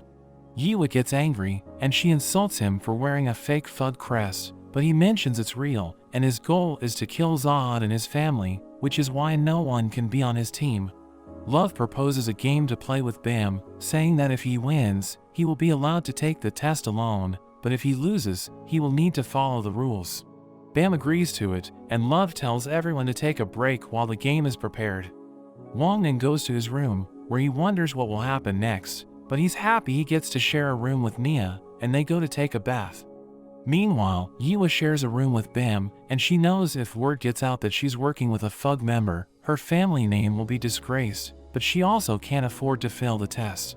She thinks Bam is a girl, so she offers to take a bath with him, but she's shocked when he goes to the men's bath. After taking the bath, Wangnan starts to panic because he can't find his ring, but Bam picked it up, and he sees it has Zod's crest on it. Wangnan says it's just for fashion, but Bam gives it back to him and tells him he shouldn't lose it if it's important. Meanwhile, Love goes to the test director Augustus, and he tells him he's going to get rid of Bam since he's a member of Thug. But Augustus tells him they must follow the rules, and he can't harm Bam over a personal grudge. Love refuses to agree, so Augustus tries to force him to listen. Wangnan and Nia become bored since there is nothing to do, and he wishes there was at least a TV in the room. Yiwa wonders if Bam wants something from her, and he asks her what he could possibly want. She mentions he might come after her body, but he notes he has no interest in such things, which makes her angry, and she promises to kill him in the next round. Wangnan and Nia ask Horang and Han to play cards with them, and as they go to invite Mising, they see a woman giving her candy. Han wonders where Gosing is, and she mentions she went to buy drinks. The woman notes she works at an orphanage, so she wants to reduce the number of sad children as much as possible, but Han tells her to get lost. After she leaves, Han tells Mising she shouldn't eat the candy, because there is no telling what kind of things are in it. Wangnan wonders why he's acting like a nice person after he tried to get her to drop out, but Han tells him to shut up. Mising starts crying, but Wangnan tells her to play a game with them, which makes her stop. After playing for a while, they decide to stop, and Gosing wishes they could leave the tower and live together, because at least they would be happy. At night, Love announces the game is about to start, and he tells all the contestants to use the remotes in their rooms to select a leader and a gatekeeper. The leader is allowed to recruit more members or steal other rooms, and additional rooms captured by team members will be transferred to the leader, while gatekeepers are only allowed to keep rooms. Leaders can transfer the ownership of the rooms using their connectors, and he notes no one can leave their rooms with their remote. So one member needs to be in the room at all times, and the sixth room they need to acquire is 608, which happens to be Yiwa's room, so the first team that acquires 7 members and 6 rooms will win. He reveals the different rules for Bam, and tells him he has his connector, so for him to win, he needs to take his connector back, and then acquire the room from Yiwa, but he also wins if there are less than 7 people remaining at the end. The test begins, and Prince decides to go for Bam, but he tells Rob Devil to close his eyes so he can hide his remote. Meanwhile, Yiwa refuses to give Bam the remote, and she thinks if he had just selected teammates in the beginning, everyone would have been happy, but Bam thinks it's impossible for everyone to be happy. Yiwa decides to stop him by force, and she prepares to attack with her flames, but Bam is able to stop her movements, and he takes the remote from her. As he's about to leave, he's interrupted by Prince, but he also stops his movements, and continues on his way. Horang and Han argue about who should become the leader. Horang wants Han to take the role, because he knows Han sees his daughter in Miseng, so he wants to protect her, but Han notes he isn't stupid enough to risk his life over her. He thinks Horang is in love with Gosing, so he should leave the room, but he also says he isn't that stupid, but Han ends up becoming the leader. He goes to Mising's room, who's alone because Gosing already left. Han knocks on the door, but when she doesn't answer, he starts remembering his daughter and gets worried about Mising. He's about to knock down the door, but Mising mentions Gosing told her she shouldn't open the door to anyone, which is why she also didn't answer the woman who came before him. He tells her he isn't like the woman, but she thinks he's worse because he tried to make her fail the test. He's about to leave, but she tells him to stay since she's scared, so he decides to sit at her door. He wonders why she's climbing the tower when she's scared of everything, and she notes it's because her parents told her that doing it would make her a respectable person. The woman from before appears, and Han is about to attack her, but she wants to work with him and take Mising's room. Han is disgusted by her, and seeing that he isn't going to work with her, the woman shoots fire at him, but he blocks her attack and stabs her hand, and he covers her mouth to stop her from screaming so they don't scare Mising. Meanwhile, Gosing goes to Wangnan's room and tells him to give her his connector so they can become teammates. Wangnan hesitates to accept, so she gives him her connectors and notes he can do whatever he wants with them. She mentions she was about to give up on climbing the tower, but after seeing how he never gives up, she decided to climb the tower with him. They go back to Gosing's room, where they know they need to do something before Bam comes for them, but Han thinks Bam will go after Love, because he thinks no one can defeat him. Meanwhile, Kim tells Prince that someone has killed Rob Devil. They go back to the room to check, and they think it must have been Bam who did it. They are interrupted by two other people, and they mention they have a method to capture Bam. Bam reaches Love, who sees he still hasn't changed his mind about taking the exam alone, so he gives him a test. He notes that FUD consists of people who don't follow the rules, so he can also do whatever he likes with them. He tells him if he can catch the connector fired by the pitching machine in 3 attempts, he can do whatever he wants, but if he can't do it, he will fail the test. He notes that if he wants to give up before his 3 attempts are over, he will be allowed to take the next test with the others, but he mentions he will also try to interfere and might accidentally kill him. The test starts, and Bam stops the connector, but Love decides to kick it away before he can catch it. Before the next attempt, Bam attacks Love, and when Love tries to punch him, he stops his movement for a moment, which allows him to dodge the attack. He realizes Bam is strong, but he isn't powerful enough to face a rancor, and Love sends him flying into a wall. Love reveals that FUD killed his parents, so it's why he wants revenge on Bam. He wonders why Bam joined FUD, so he explains it's because he needs to meet someone. Yiwa is angry at what Bam did to her, but she thinks he might be a better person than she thought, because he didn't kill anyone. A man named Tin knocks on her door, and says he's there on behalf of Prince, but as she opens the door, there's a parasite with him that takes over her body. Meanwhile, Prince goes to retrieve the remote that he hid, but Rob Devil suddenly kicks him, which shocks him because he thought he was dead. He wonders if Kim lied to him, and Rob Devil reveals the whole plan was Kim's idea. Wongnan and the others manage to capture 5 rooms, and only Yiwa's room remains. He calls Nia to ask him if everything is okay, but he's shocked when Kim answers. He assures Wongnan that Nia let him in, and Wongnan asks Nia if he's okay, but he apologizes to him. He notes that after reaching the 20th floor, he was betrayed by the people he climbed with because he was too weak. An old woman took him in, so he decided to help her and forget about the test. But after a while, Kim started to threaten the woman every day, and he told him if he made all the other regulars fail, the woman's debt would be forgiven. He starts crying and apologizes to Wongnan because he finally found people who believed in him, but he still betrayed them. Wongnan tells him he shouldn't cry because he's fighting for someone he believes in, but Nia gets angry when Kim notes he can't fully erase their debts. He plans on taking the place of Prince, and Nia tells him to give him back his remote, but Kim's underlings hold him in place, and Kim beats him to death. Wongnan promises Kim he's going to kill him, but Kim wonders what he can do when they already have 5 rooms, and Prince's room is also about to be captured by them. Only Yiwa's room is left, but he also has a plan to capture it. Wongnan leaves to do something about the situation, and Horang decides to go save Nia and Prince. Meanwhile, Love starts the 3rd round, and reminds Bam that if he can't catch the connector, he will fail the test. The pitching machine shoots the connector, and as Bam tries to stop it, Love attacks him again.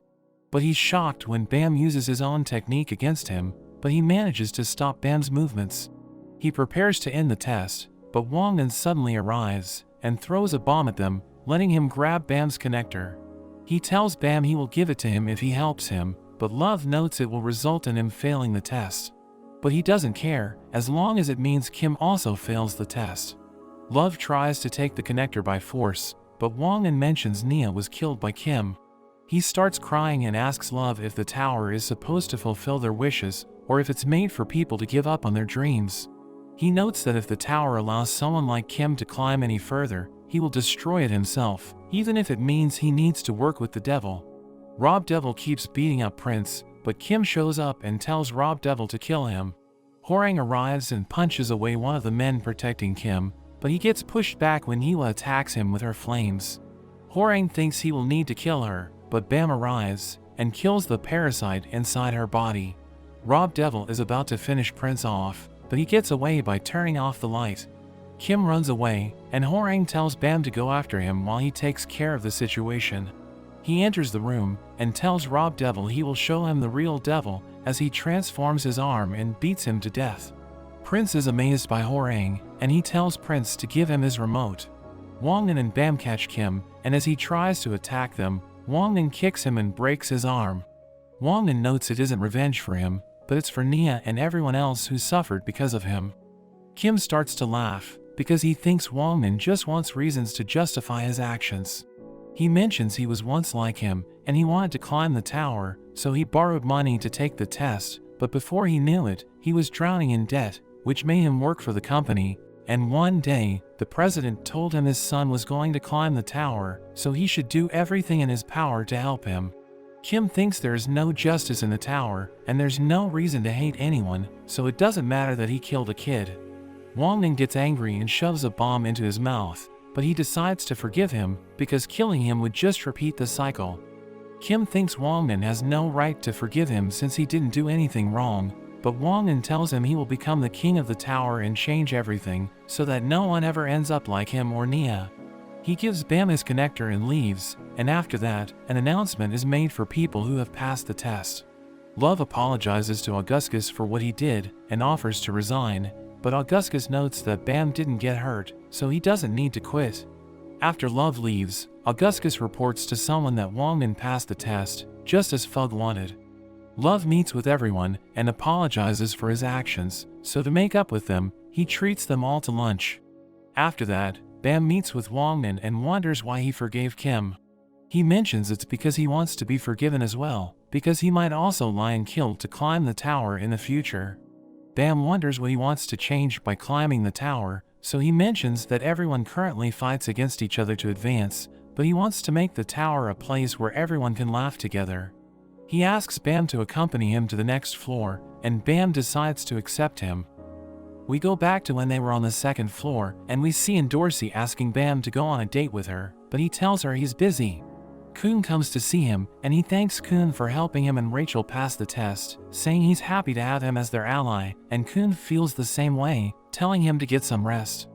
Back in the present, we learn that Kun is on the 21st floor, while Bam and his companions have just passed the test on the 20th floor. Kun's informant tells him that an extremely powerful candidate has entered the 21st floor, and he was even able to beat a ranker by himself. A scout named Dan arrives, asking Kun if he's looking for the silverfish, and he reveals that she doesn't even show herself during the 6-month spawning period. So it's difficult to find her, but he claims that he's the only one who can do it. We learn that he's the fastest person on the 25th floor, and several regulars tried to recruit him, but he instead decided to live his life as a scout. So Kun asks him why he turned them down, and he reveals he got tired of the repetitive tests.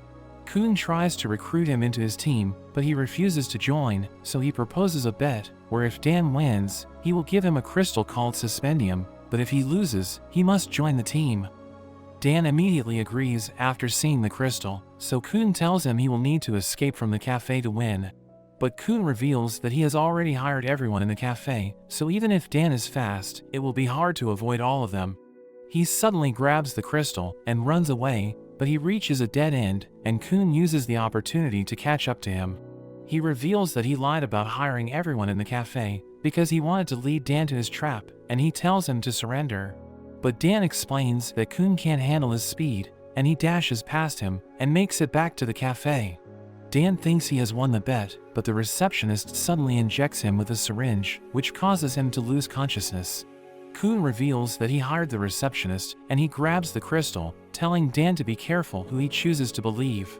Kun asks one of his teammates named Novik to take care of Dan, and Novik wonders why he recruits people by force, but he explains that he simply won a bet, so there shouldn't be a problem. He goes to Rachel's room and knocks at the door, but she tells him to wait, and after a while, she allows him to enter. Dan regains consciousness, and Novik welcomes him to their team as he recognizes Novik as one of the top 10 rank irregulars. He wonders why Kun wants to climb the tower, so Novik tells him about Rachel, who can't walk, and Kun wants to help her climb the tower. Dan assumes Rachel is his girlfriend, but Novik tells him to keep his mouth shut and never say it in front of Kun. Meanwhile, Kun peels an apple for Rachel, who pretends to cry as she mentions that she remembers Bam, but Kun comforts her, and she thanks him. Novik takes Dan to meet their other teammates, but warns him they're strong. He introduces Apple, who gathers information, a doctor and wave controller named Michael, a fisherman named Ran, and a bird named Gitang, who serves as their spear bearer and chef. Novik explains that Gitang joined the team to meet Princess Dorsey, and Dan is shocked to hear her name. But Novik explains that Kun and Dorsey are friends, and they took the second floor test together, so he thinks they might climb the tower with her in the future. He realizes that the entire team has gathered, so he tells everyone to prepare for a competition to decide who's the strongest in their team. Meanwhile, Kun tells Rachel they're going to climb the tower again, so she needs to rest.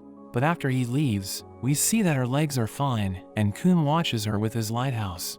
Kun tells Lee-Soo that Rachel is deceiving everyone, and she's the one who killed Bam, because after the test, Lero treated Rachel, but he found nothing wrong with her legs. Lee-Soo is shocked, and Kun adds that the second floor test director knew everything, but still supported Rachel. He wants to keep the information a secret, because if people find out, their team will fall apart, and Bam worked hard to keep everyone together, so Kun won't let his efforts be in vain. He tells Lee-Soo to lead the team, and keep climbing the tower, as he continues the journey with Rachel. Novik tells everyone it isn't required to participate in the competition, so the others immediately concede, which demoralizes Dan, who is confident about becoming the number one on their team. Only Novik and Ran are left to fight for the first position, and their teammates reveal that Novik always uses new members as an excuse to fight with Ran, because he has never won against him. We learn that Ran is ranked among the top 5 E ranks, but Dan mentions that he has never heard of him. Novik charges in, saying he's going to win, and he unleashes his attack, but Ran easily dodges it. He's irritated since Novik keeps trying to beat him, but shows no progress, and Ran attacks him, causing a huge blast, and Novik loses once again. After the match, the team joins Kun with their ranks written on their shirts, and Kun mentions that they will be climbing the tower after 1 month. He reveals that he will become the head of his family after he climbs the tower, and once it happens, he will fulfill all their wishes in exchange for them protecting Rachel and pretending to be her friends, but he explains they don't need to develop any attachments to her. Meanwhile, Rachel is happy because she will finally be climbing the tower again. Bam's team relaxes after their test, but Bam has gone to meet someone in the shopping district. Yiwa thinks he shouldn't be left alone since he's dangerous, but Wongnan mentions that he doesn't believe the rumors. He thinks Bam is a good person because he helps them with the chores and even cooks food for them, unlike Yiwa, who always burns the food she's cooking. She still doesn't trust him, so she starts following him to the shopping district, where he confronts a man who is pretending to be him, using his reputation as a thug member to collect money from people. But we see him harassing Warun, and he tries to attack her, but Bam knocks him down as Warun sees Yiwa, telling Bam that his friend has arrived to see him. Another man named Jinsung arrives, and Yiwa realizes that they're all members of Thug. Jinsung notices Yiwa's hairpin, so he thinks she must be a spy from the Heon family, but Bam vouches for her, explaining that she's his teammate. She thinks he's lying to everyone so he can meet with other people from Thug, but Bam tells her not to mess with Jinsung since he's a high ranker, but she doesn't listen, and he prepares to attack her. So Bam knocks her out, but Warun thinks they can't let her go since she has already seen them, so they go to Bam's other teammates for a talk. Han thinks a Thug member isn't always a bad person, and he thinks Jinsung and Warun are good people. But Yiwa isn't convinced, making him wonder why she doesn't join another team if she hates Thug so much. He wonders if she's scared to be a part of another group, but she doesn't give him a clear answer, so he thinks she's afraid that people will learn about her weakness, that she can't fully control her powers. Jinsung reveals that he was the one who trained Bam, and he praises him for his ability to copy any attack after seeing it just once, but he realizes that Bam isn't around, so he leaves to find him. The rest of the members also leave, except for Wongnan, and Warun tells him he's lucky to have survived because Jinsung came there to kill everyone, but Bam saved them all. The higher-ups at Thug want Bam to climb the tower with a strong team, but it seems he has other plans. Wongnan asks her if she really thinks Bam can kill Zahad, because when he formed a contract with the tower, it mentioned that no resident of the tower can kill him. But she explains that the contract doesn't apply to a person who opened the tower gates with his own hands, so she thinks Bam can kill Zahad. We see Bam on the roof when Jinsung arrives, telling him he has a good team, and hopes that he will finally find happiness. Meanwhile, Warun tells Wongnan that Bam isn't a regular, and he asks her why Bam wants to kill Zahad, so she explains that he doesn't want to, but he doesn't have a choice. We see Yuhan approaching Bam after Rachel pushed him, threatening to kill his teammates if he doesn't join Thug. He mentions that if Bam doesn't train properly, or if he fails any of the tests, they will kill his friends one by one, so to save his friends, he agrees to join. When Wongnan learns about Bam's story, he criticizes Warun for using Bam, but she thinks he's no different because he also wants to use Bam's power to fulfill his wish. Wongnan is unable to sleep at night and goes up to the roof, where he finds Bam.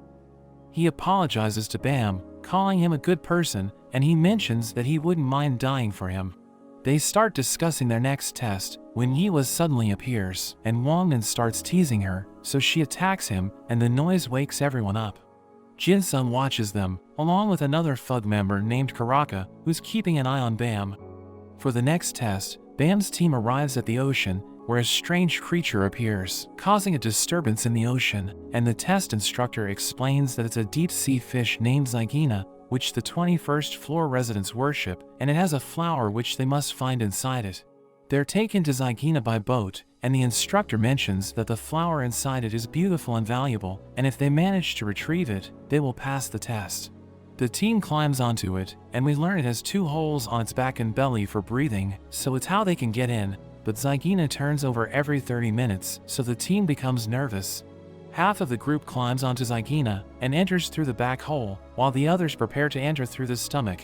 Their boat unexpectedly malfunctions, and they wait for it to work, but Zygina turns over, and the group ends up beneath it.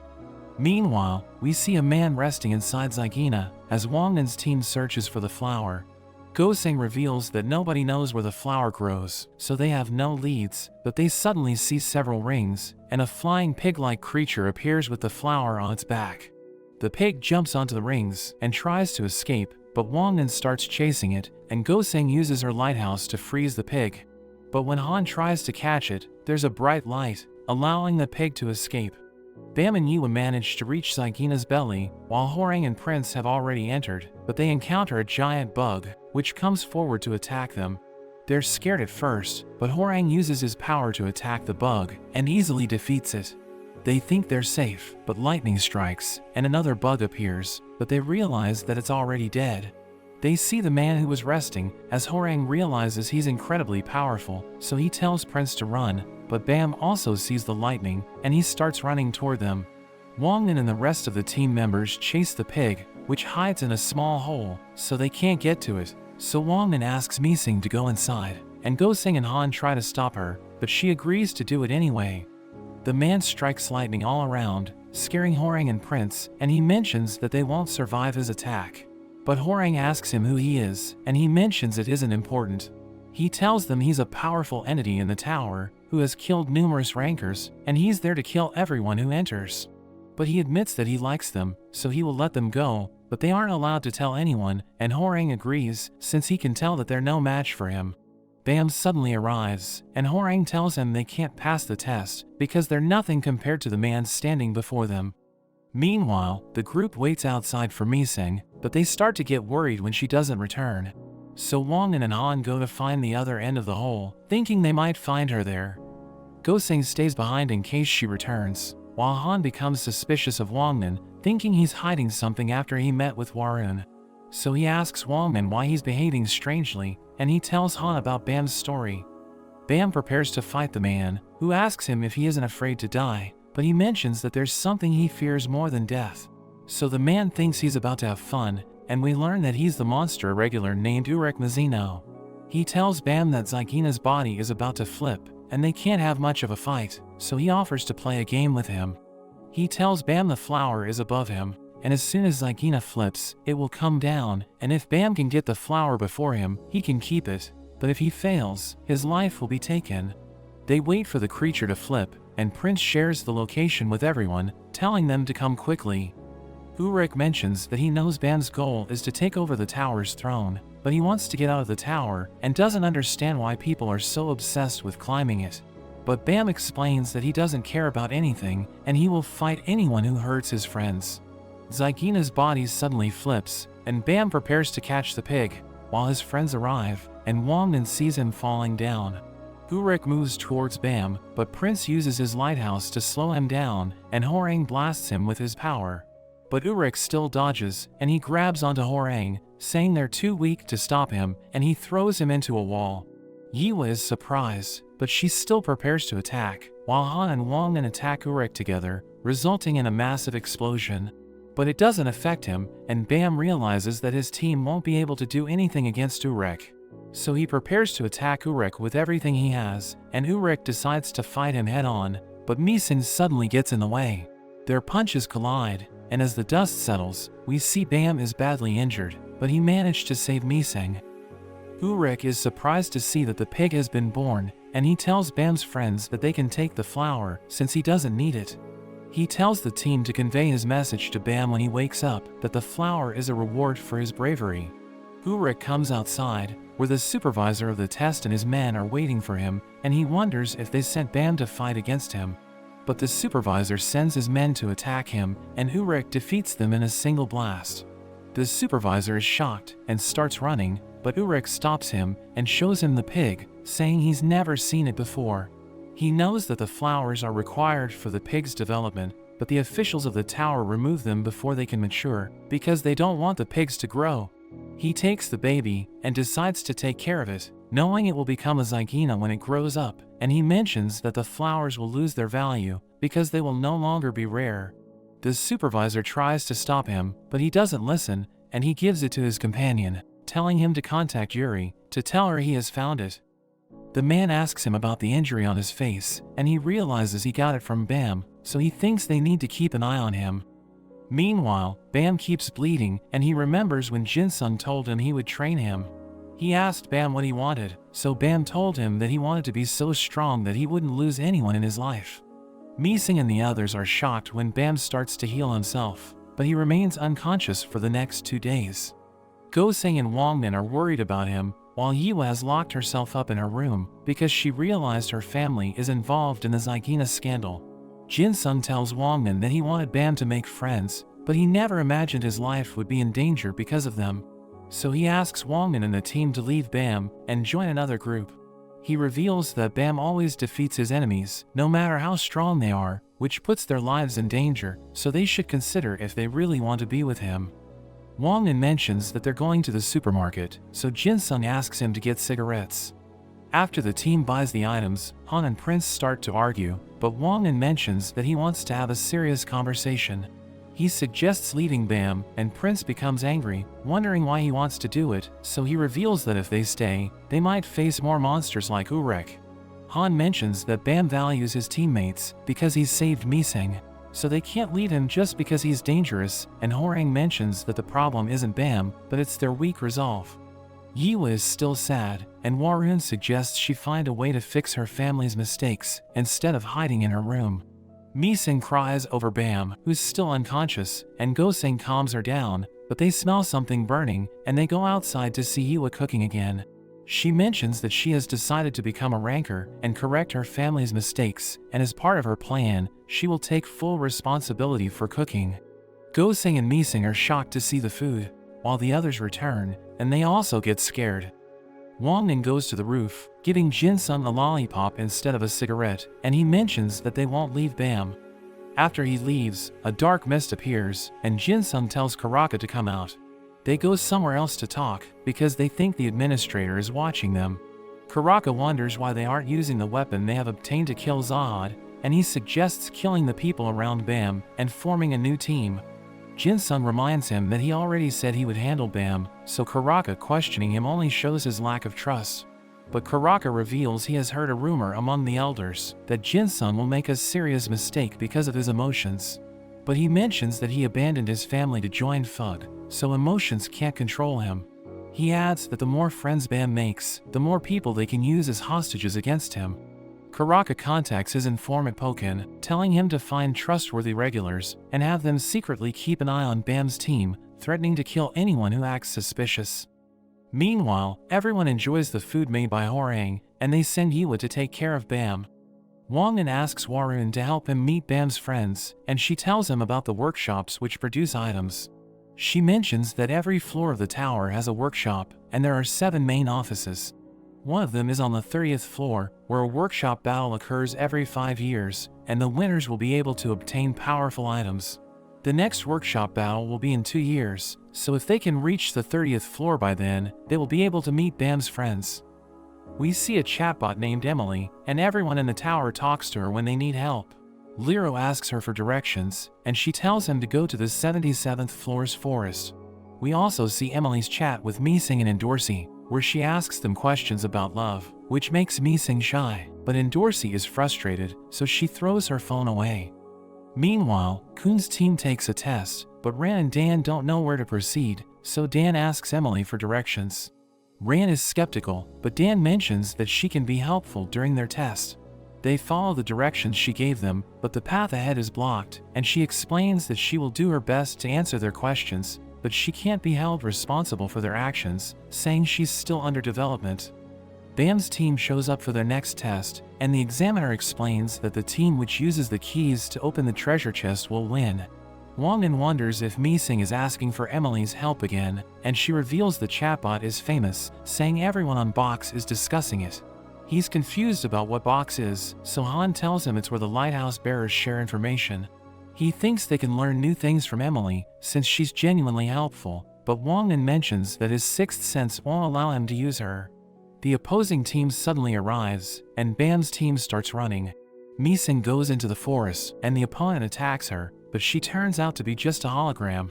He sees her running in the other direction, and he follows her, but he reunites with his team, realizing they were led to a dead end.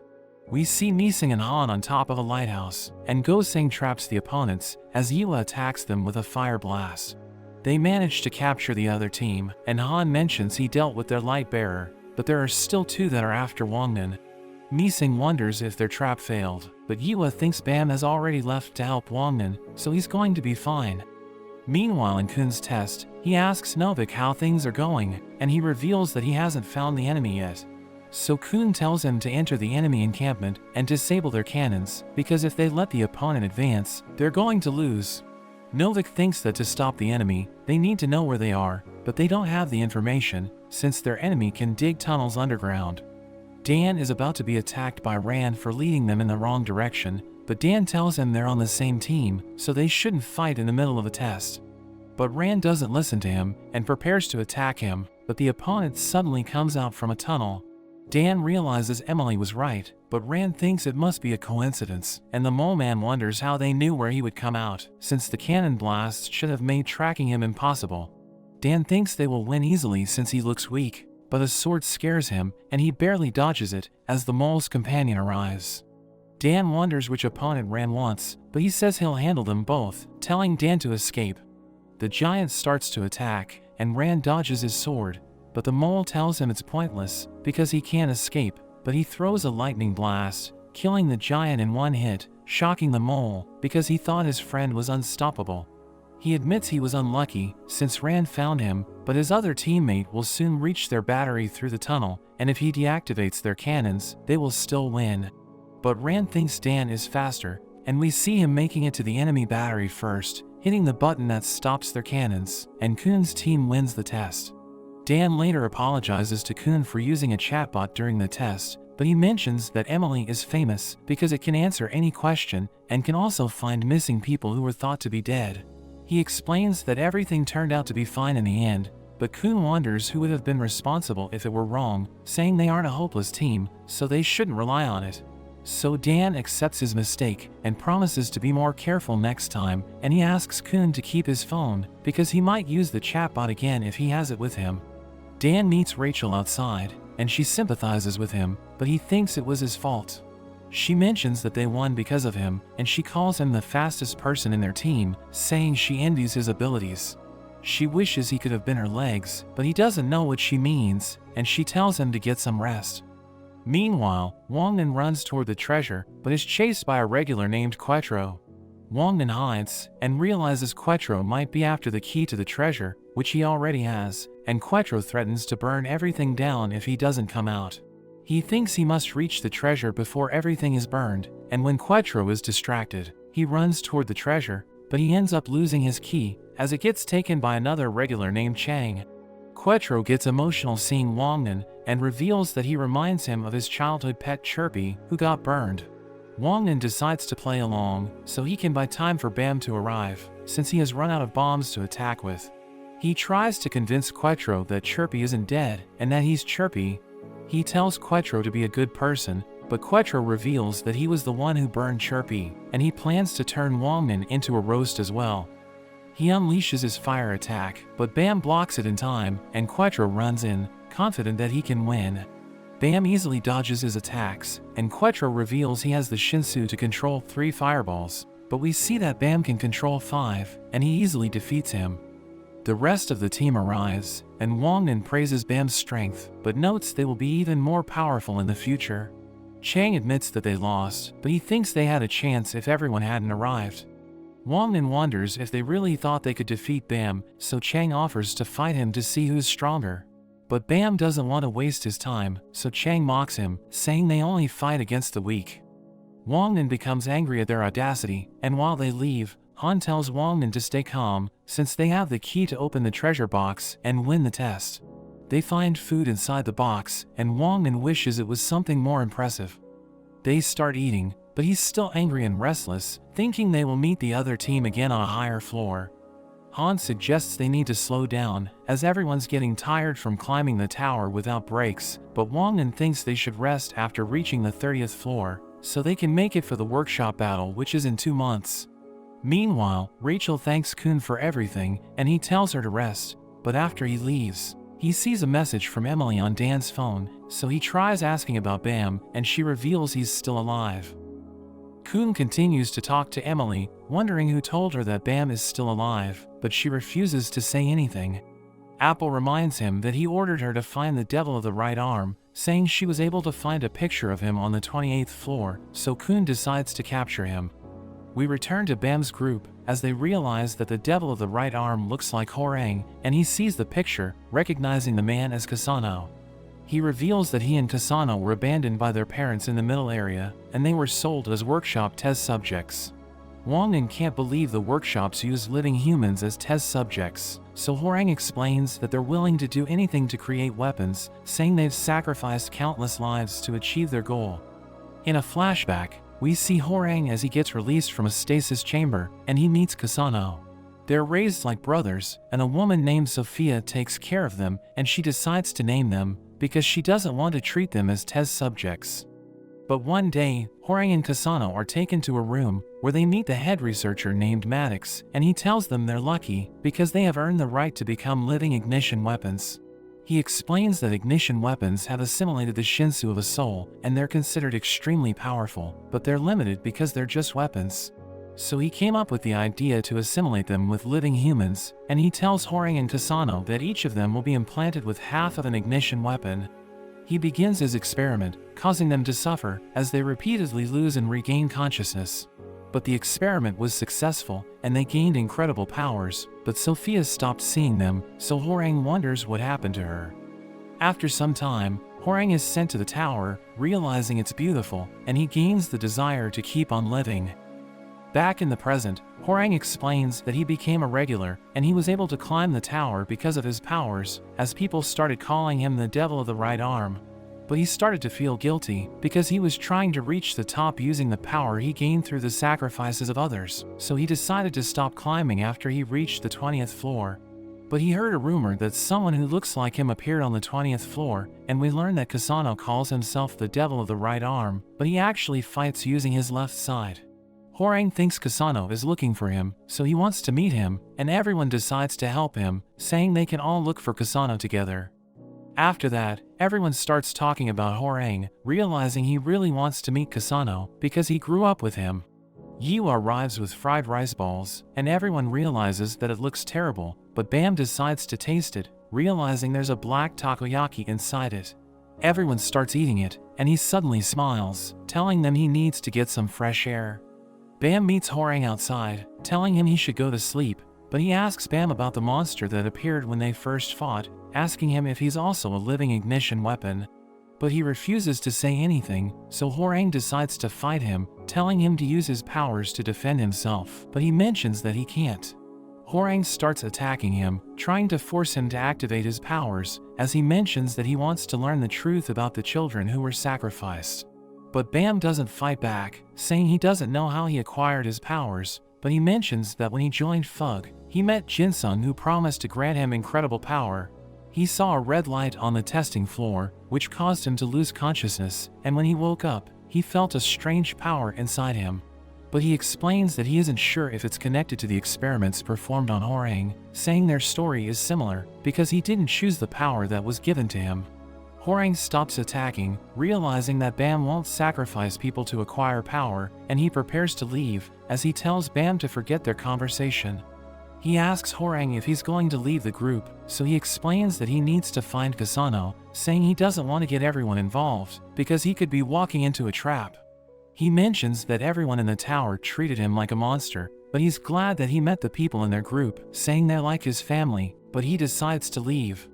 Bam returns to the others, and Goseng asks him about Hwoarang, but Bam tells them he's still outside. Everyone thinks he's getting sentimental about meeting Kasano again, and they're excited to meet him, thinking he's going to be their friend, but Bam decides to go to bed. Meanwhile, Kun's group realizes that Gitang is sick, and Novik thinks they should leave him behind, because he's going to hold them back. Michael volunteers to take care of him, and Kun tells Dan to watch over Rachel as Rand prepares to leave, thinking he can defeat the devil of the right arm by himself. But Novik starts arguing with him, because he also wants to defeat the devil, as Kun decides to take both of them. We see Hwoarang at a village, where he visits the information seller named Sha, and he tells her he's looking for someone, showing her the picture of Kasano. She recognizes him, saying she saw him in the village, and she reveals that she knows where he is, but tells him he will need to pay. So he sends her the money, and she tells him about the giant hand behind the village, revealing that it used to be a stone statue, but the other parts were destroyed. She mentions it's called the Hand of Arlen, and a group of criminals used it as their hideout, but they have already been driven away, and Kasano is now living there. Hwoarang decides to go there, but she warns him to be careful, revealing that it's filled with traps, so she advises him to go with a team. But he decides to go alone, and he activates a trap, causing a stone fist to appear, and it suddenly attacks him. Meanwhile, Kun also heads to the Hand of Arlen, knowing it's where the devil is, because he was able to figure out his location by analyzing the picture.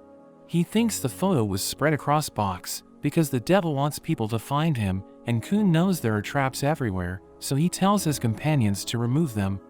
Rand jumps into action, saying he doesn't need Novik's help, and he starts destroying the traps, as Novik tells him to stop being reckless, but Rand refuses to listen to him, and he continues to destroy the traps, as he starts teasing Novik. We return to Hwoarang, as he destroys the stone fist, and he realizes that he needs a light bearer to detect the traps. He suddenly sees explosions, and Rand appears, thinking he's the devil of the right hand, so he starts attacking him. Hwoarang tries to explain that he isn't the devil, but Rand won't listen to him, so he realizes that he has no choice but to fight back. But Rand decides to get serious, and he attacks Hwoarang relentlessly, before launching a lightning spear in an attempt to finish him off.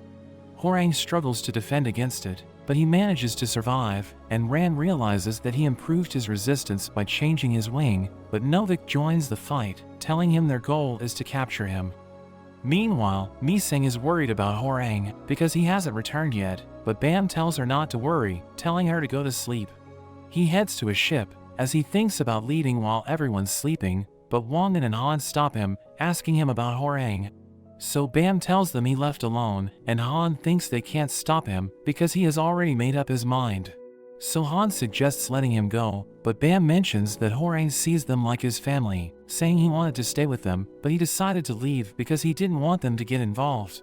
Bam thinks he's waiting for someone to get him, saying he understands how Hwoarang feels, because he knows what it's like to be alone. So he decides to go after Hwoarang, and he flies away, as Wongan and Han wonder what they should do next, but Prince appears behind them, telling them they need to follow Bam. Han thinks they'll never catch up to him, because he used the last ship to fly away, but Yua tells them she's going to find a ship, saying her family might be able to provide one, and they all decide to bring Hwoarang back. We return to Hwoarang, as he hears Kasano calling out to him, telling him to look behind him. So he runs to the Hand of Arlen, but he reaches a dead end, and he calls out to Kasano, but Rand attacks him, telling him to stop running away. But Kasano interrupts them, and he attacks Rand and Novik, telling them that he's the one they're looking for. Meanwhile, Bam visits Sha, asking her if she saw Hwoarang, so she reveals that he went to the Hand of Arlen, and Bam is about to leave. but she tells him not to go alone because the place is full of traps, and she reveals she's a light bearer, offering to join him if he pays her. We return to Kun as he realizes he has fallen into a trap, and he gets hit by a poison needle, which knocks him out, and an assassin appears, revealing he was hired to get rid of him. He tries to take Kun's earrings as proof that he was able to kill him, but Kun suddenly stops him, and the man can't believe he's still alive. He reveals that his armor protected him, asking the man who hired him, but he refuses to say anything, thinking he can defeat Kun because he's just a light bearer. But he suddenly appears behind the man, saying he's a light bearer not because he's weak, but because he likes giving orders. He stabs the man, threatening to kill him if he doesn't talk, so the man reveals that a girl with rabbit ears hired him to kill anyone who enters the ruins. But he explains that he doesn't know her, and he starts begging for his life, so Kun knocks him out, wondering who his client is trying to capture by using the devil as bait.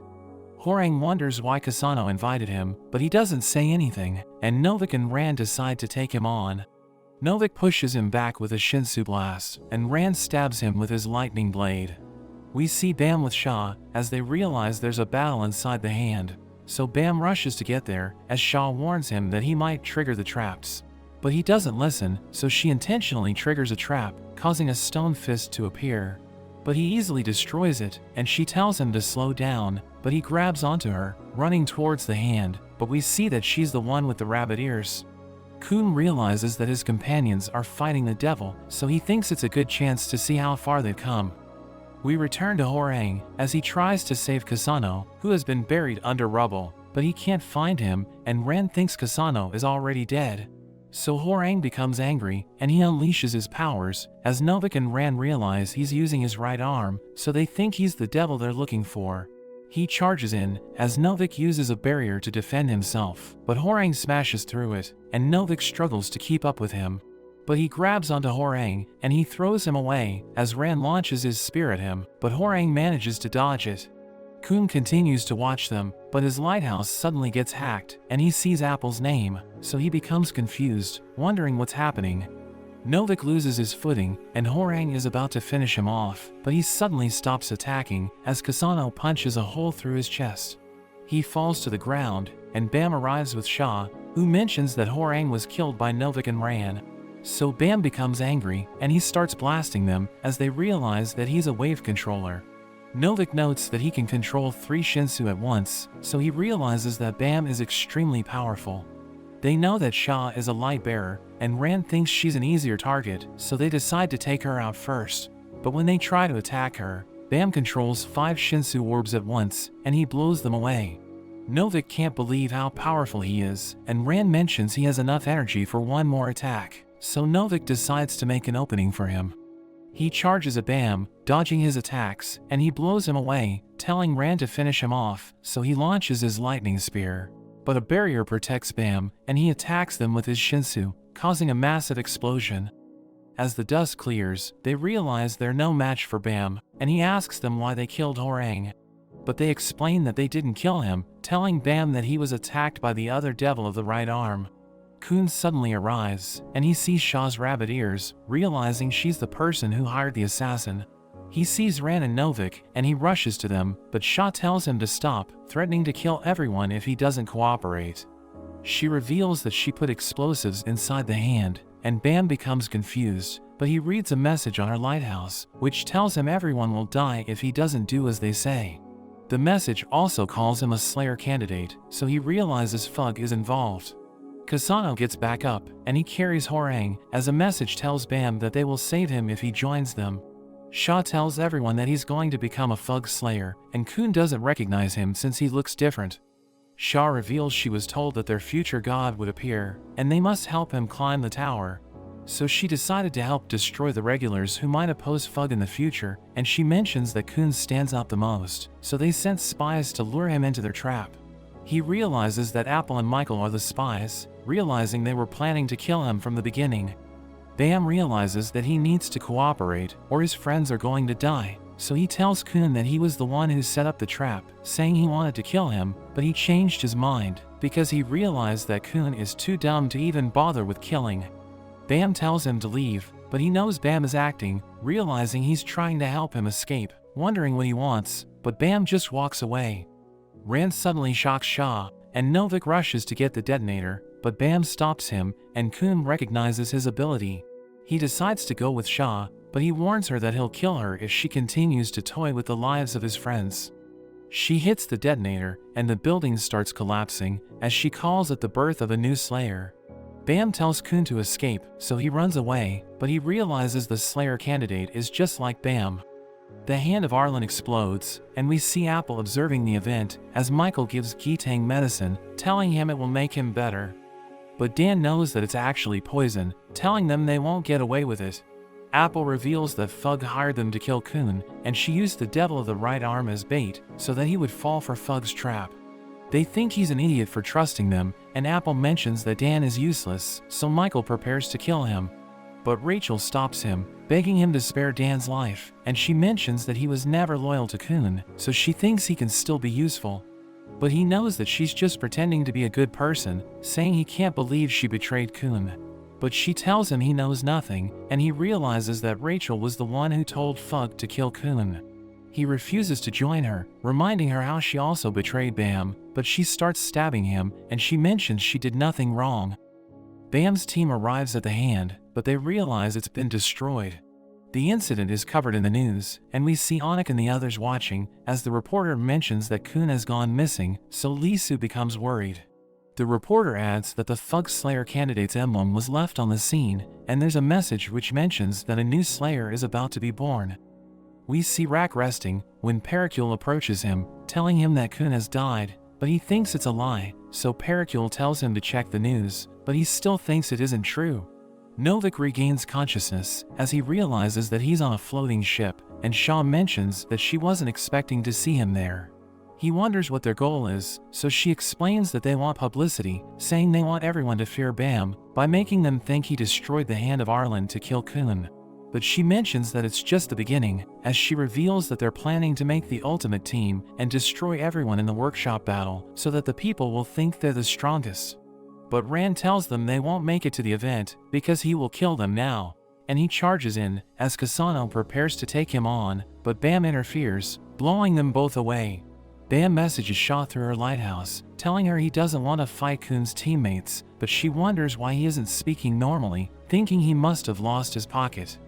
He agrees to join her team in the workshop battle, but under the condition that Rand and Novik will also join them, and she thinks it's a bad idea, but he insists, so she realizes that she doesn't have a choice, and tells them to join their team. Novik thinks she's being ridiculous, but Bam tells them to accept the offer, saying he isn't their enemy, and he mentions that Kun is still alive, so Rand decides to trust him, and he agrees to join them for the workshop battle. We see Kun thinking about the Slayer candidate, and he knows that Fug wants to use him to kill Zod, wondering why he tried to save him, thinking he's just like Bam, but he's convinced that Bam is already dead. He suddenly wakes up, and he sees Wongmin arguing with Yiwa because she accidentally burned his bandages. But he suddenly gets up and restrains her, and he threatens Wongmin with scissors. He wonders who they are, and Yiwa asks him if he knows the Slayer candidate, so he thinks she's a member of Fug, but she explains that she isn't, telling him she's from one of the great families. He demands to meet everyone, so they sit with him, as he realizes that they don't look like they're a part of Fug. He asks them why they went to the hand of Arlen, so Yiwa explains that they were following Bam after he left, but when they arrived there, they realized that his pocket was beneath them. So Wongmin threw a bomb to clear the rubble, and they only found Kun, but they decided to rescue him. Wongmin asks him what happened, saying they couldn't find anything besides Bam's pocket, but he explains he doesn't know, and he asks to see the pocket. So Han gives it to him, and he prepares to leave, but Han tells him they want to go with him because they want to find their teammate, so he tells them to follow him. They head to Kun's bunker, and they look around, but they realize that Gitang and Dan were attacked by Fug, and Han checks on Gitang, realizing he's already dead. But Prince mentions that Dan is still alive, so Wongmin decides to take him to the hospital, but Kun realizes that his legs were destroyed. They reach the hospital, and Kun thanks Wongmin for his help, but he mentions that the Slayer candidate isn't behind it, and Kun believes him, saying he needs to organize his thoughts. He knows that the pocket belongs to Bam, and he remembers the ability the Slayer candidate used on Novik, knowing Bam could also do it. so he thinks the Slayer candidate is Bam, but there's darkness that suddenly surrounds him, and the Slayer candidate appears, so he asks him if he's Bam. But he suddenly disappears, and Warun tells Kun he's right. He wonders what she's doing there, because he thought she failed on the testing floor, but she reveals that she can go anywhere, since she's a guide. She explains that she only took the test as part of a job, and she reveals that she's working with Fug, telling him she was the one who set everything up. She explains that Fug needs Bam, because Zahad can only be killed by an irregular, so they decided to fake his death on the testing floor, and reincarnate him as the Slayer candidate. Kun becomes upset hearing this, and he attacks her, asking her where she took Bam, but she explains that she doesn't know, saying that the Fug elders were behind the incident. She knows that they're trying to force Bam to join the team they put together, and she tells Kun to enter the workshop battle with Wongmin and the others, because Bam will be joining the team that wins the event. She reveals there's an incredibly powerful ranker who supports Bam, and the Fug members couldn't ignore him, so they compromised, and agreed to let Bam join the winner of the event. Kun realizes she wants him to win the event with Bam's team, but he thinks her plan is ridiculous, so she asks him what he can do against Fug, reminding him that he lost his team. Wongmin tells Kun that Dan has woken up, so he visits him, and he apologizes for what happened, but Dan mentions that he wants to join the workshop battle, as he reveals that Rachel stabbed his legs, but spared his life, because she wanted to see what he could do without them, thinking he would fall into despair. He reveals that he lost all of his teammates before he met Kun, because they went up against a stronger team, and he did nothing but run away, so he was ashamed of his legs. But he now realizes that his legs aren't just for running, and he tells Kun to take him to the workshop battle, because he wants to fight. After that, Kun tells Warun that he has decided to accept her offer, saying he will lead Bam's teammates to victory. He introduces himself to the team, saying he's Bam's friend, and he begs them to join the workshop battle with him, as he mentions that Bam will return if they win. He thinks they have no reason to refuse, but Wongmin tells him he can't make the decision for them, and he calls for a team meeting. Everyone asks him what's wrong with him, because they think they can trust Kun, and Prince thinks they can use someone as strong as Kun, since Horang and Bam are gone. But Wongmin thinks they can't just accept Kun's offer, because he will think they're losers. He leaves to grab a drink, and he notes that he's been working hard to enter the workshop battle, because he wants to help Bam. He knows that he was able to get stronger, but he still thinks he isn't good enough, and Kun also grabs a drink, telling Wongmin he won't regret letting him join the team. But he thinks they can't win without Bam and Horang, telling Kun to join a stronger team if he really cares about Bam. Kun mentions he's willing to do anything to crush their opponents, and he explains that he isn't sure if Bam will return to them, but their only option is to try. So Wongmin decides to trust him, determined to do whatever it takes to win. Meanwhile, we see Horang as he realizes that he's still alive, and Kasano approaches him, telling him to join the workshop battle, as he mentions that Sophia is waiting for them. We see Bam trying out his new power, and a man named Rafleo introduces himself, asking him how he likes the power of the thorn that they prepared for him. He apologizes for the excessive method they used to bring him there, but Bam tells him it's okay, telling him to focus on the next test. We see Kun training his new team, but Han thinks he's insane, because they've been training non-stop for an entire month. Wongmin is already exhausted, and Kun mentions that they should call it a day, telling everyone to rest, since they're going to have their next test tomorrow. Wongmin visits Dan, who we see has recovered, and he tells Wongmin to focus on his test, because he won't be able to participate in the workshop battle if he fails. Go-Sing visits Kun, and she reveals that she's been talking with Emily, saying she was able to come up with a revised strategy. But he realizes that she hasn't been sleeping because of it, so he becomes upset, reminding her that their test is tomorrow, and he tells her not to doubt their strategy. Mi-Sin wants to continue training, and Prince tells her they need to rest, but she explains that she wants to see Bam and Horang again, saying she doesn't want them to disappear, like when her parents went to get milk. So Prince decides to help her train, telling her to cheer up.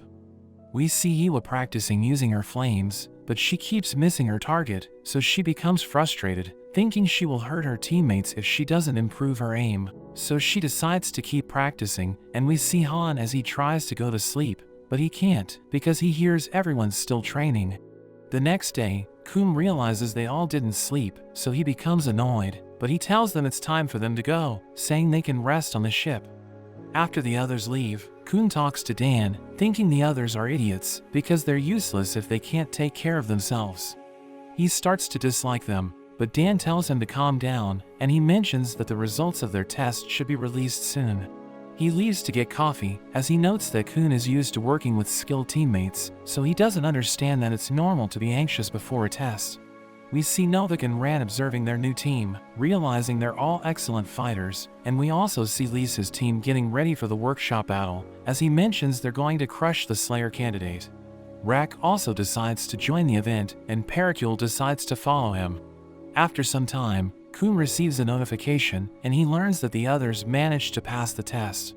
The day of the workshop battle finally arrives, and Wangnan is excited to meet Dorsey, but Kun tells him they're going to be fighting her, thinking she must be even stronger than when he last saw her. They reach the 30th floor, and they see an enormous ship called the Archimedes, which belongs to the workshop. They're able to land safely, and they rush to their rooms, as Kun recalls his conversation with Warun, who told him that nobody can learn that he and Bam are still alive. She warned him that their bet is off if he breaks his promise, saying the tower will respond if they learn that Bam is still alive. Meanwhile, Novik and Ran tell Bam that they can't move because of their shackles, so he tells Reflejo to remove them, saying he will take responsibility for anything that happens. So Reflejo lets them go, telling them not to try anything, and Novik threatens him. But when Reflejo glares at him, he becomes intimidated and backs off. Reflejo takes his leave, as Novik wonders why Bam is treating them well, so he explains that it's because they're Kun's friends, telling them to trust him, and he walks away. But Novik thinks he can't be trusted, and he tells Ran that they don't have a reason to help Bam in the workshop battle. But Ran doesn't share his opinion, and he recalls that Bam told him Kun is still alive. At night, we see Bam looking for his friends, but he suddenly sees a person running away, as an assassin chases after him. The man hides in an alley, and he's able to escape, but he accidentally drops his phone, and he suddenly gets surrounded. He mentions that he can't die until he finds the person he's looking for, and Bam appears to save him, blasting the assassins with his Shinsu. But the man asks him what he's doing, telling him he just destroyed the workshop patrol, and they hear more enemies approaching, so they decide to run away. They watch from a roof, and the man explains that stronger robots will appear whenever they're destroyed. He thanks Bam for saving him, but he mentions that an even stronger patrol is hunting him down, and he thinks they can't defeat the robots. He chats with Emily, who tells him where to go, and he decides to follow her advice.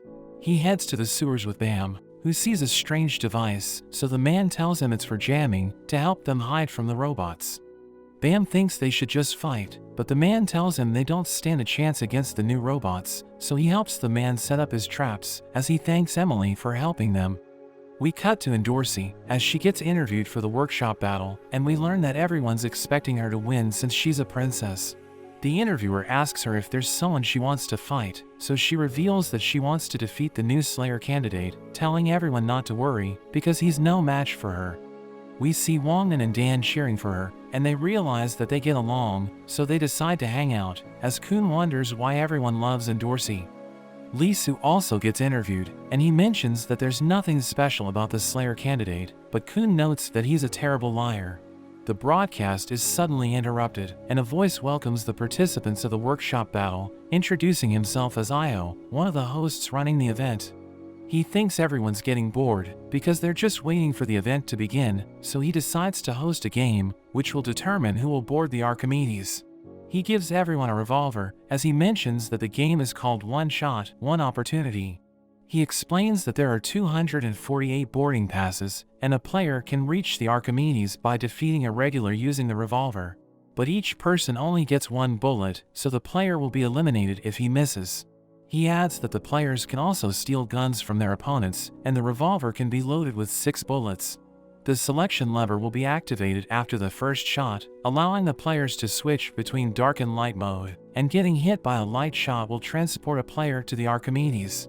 The first person to shoot an enemy will receive a blood Tamara, while the player who sends the most participants to the Archimedes will get the white heavenly mirror. Io mentions that there are devices called bonbons flying around the island, and destroying it will give a player a boarding pass, along with a super rare item. Kun thinks about collecting bullets, because he plans to use light shots to send his team to the Archimedes, and the game is about to begin, as Wangnan tells him they need to find a good spot.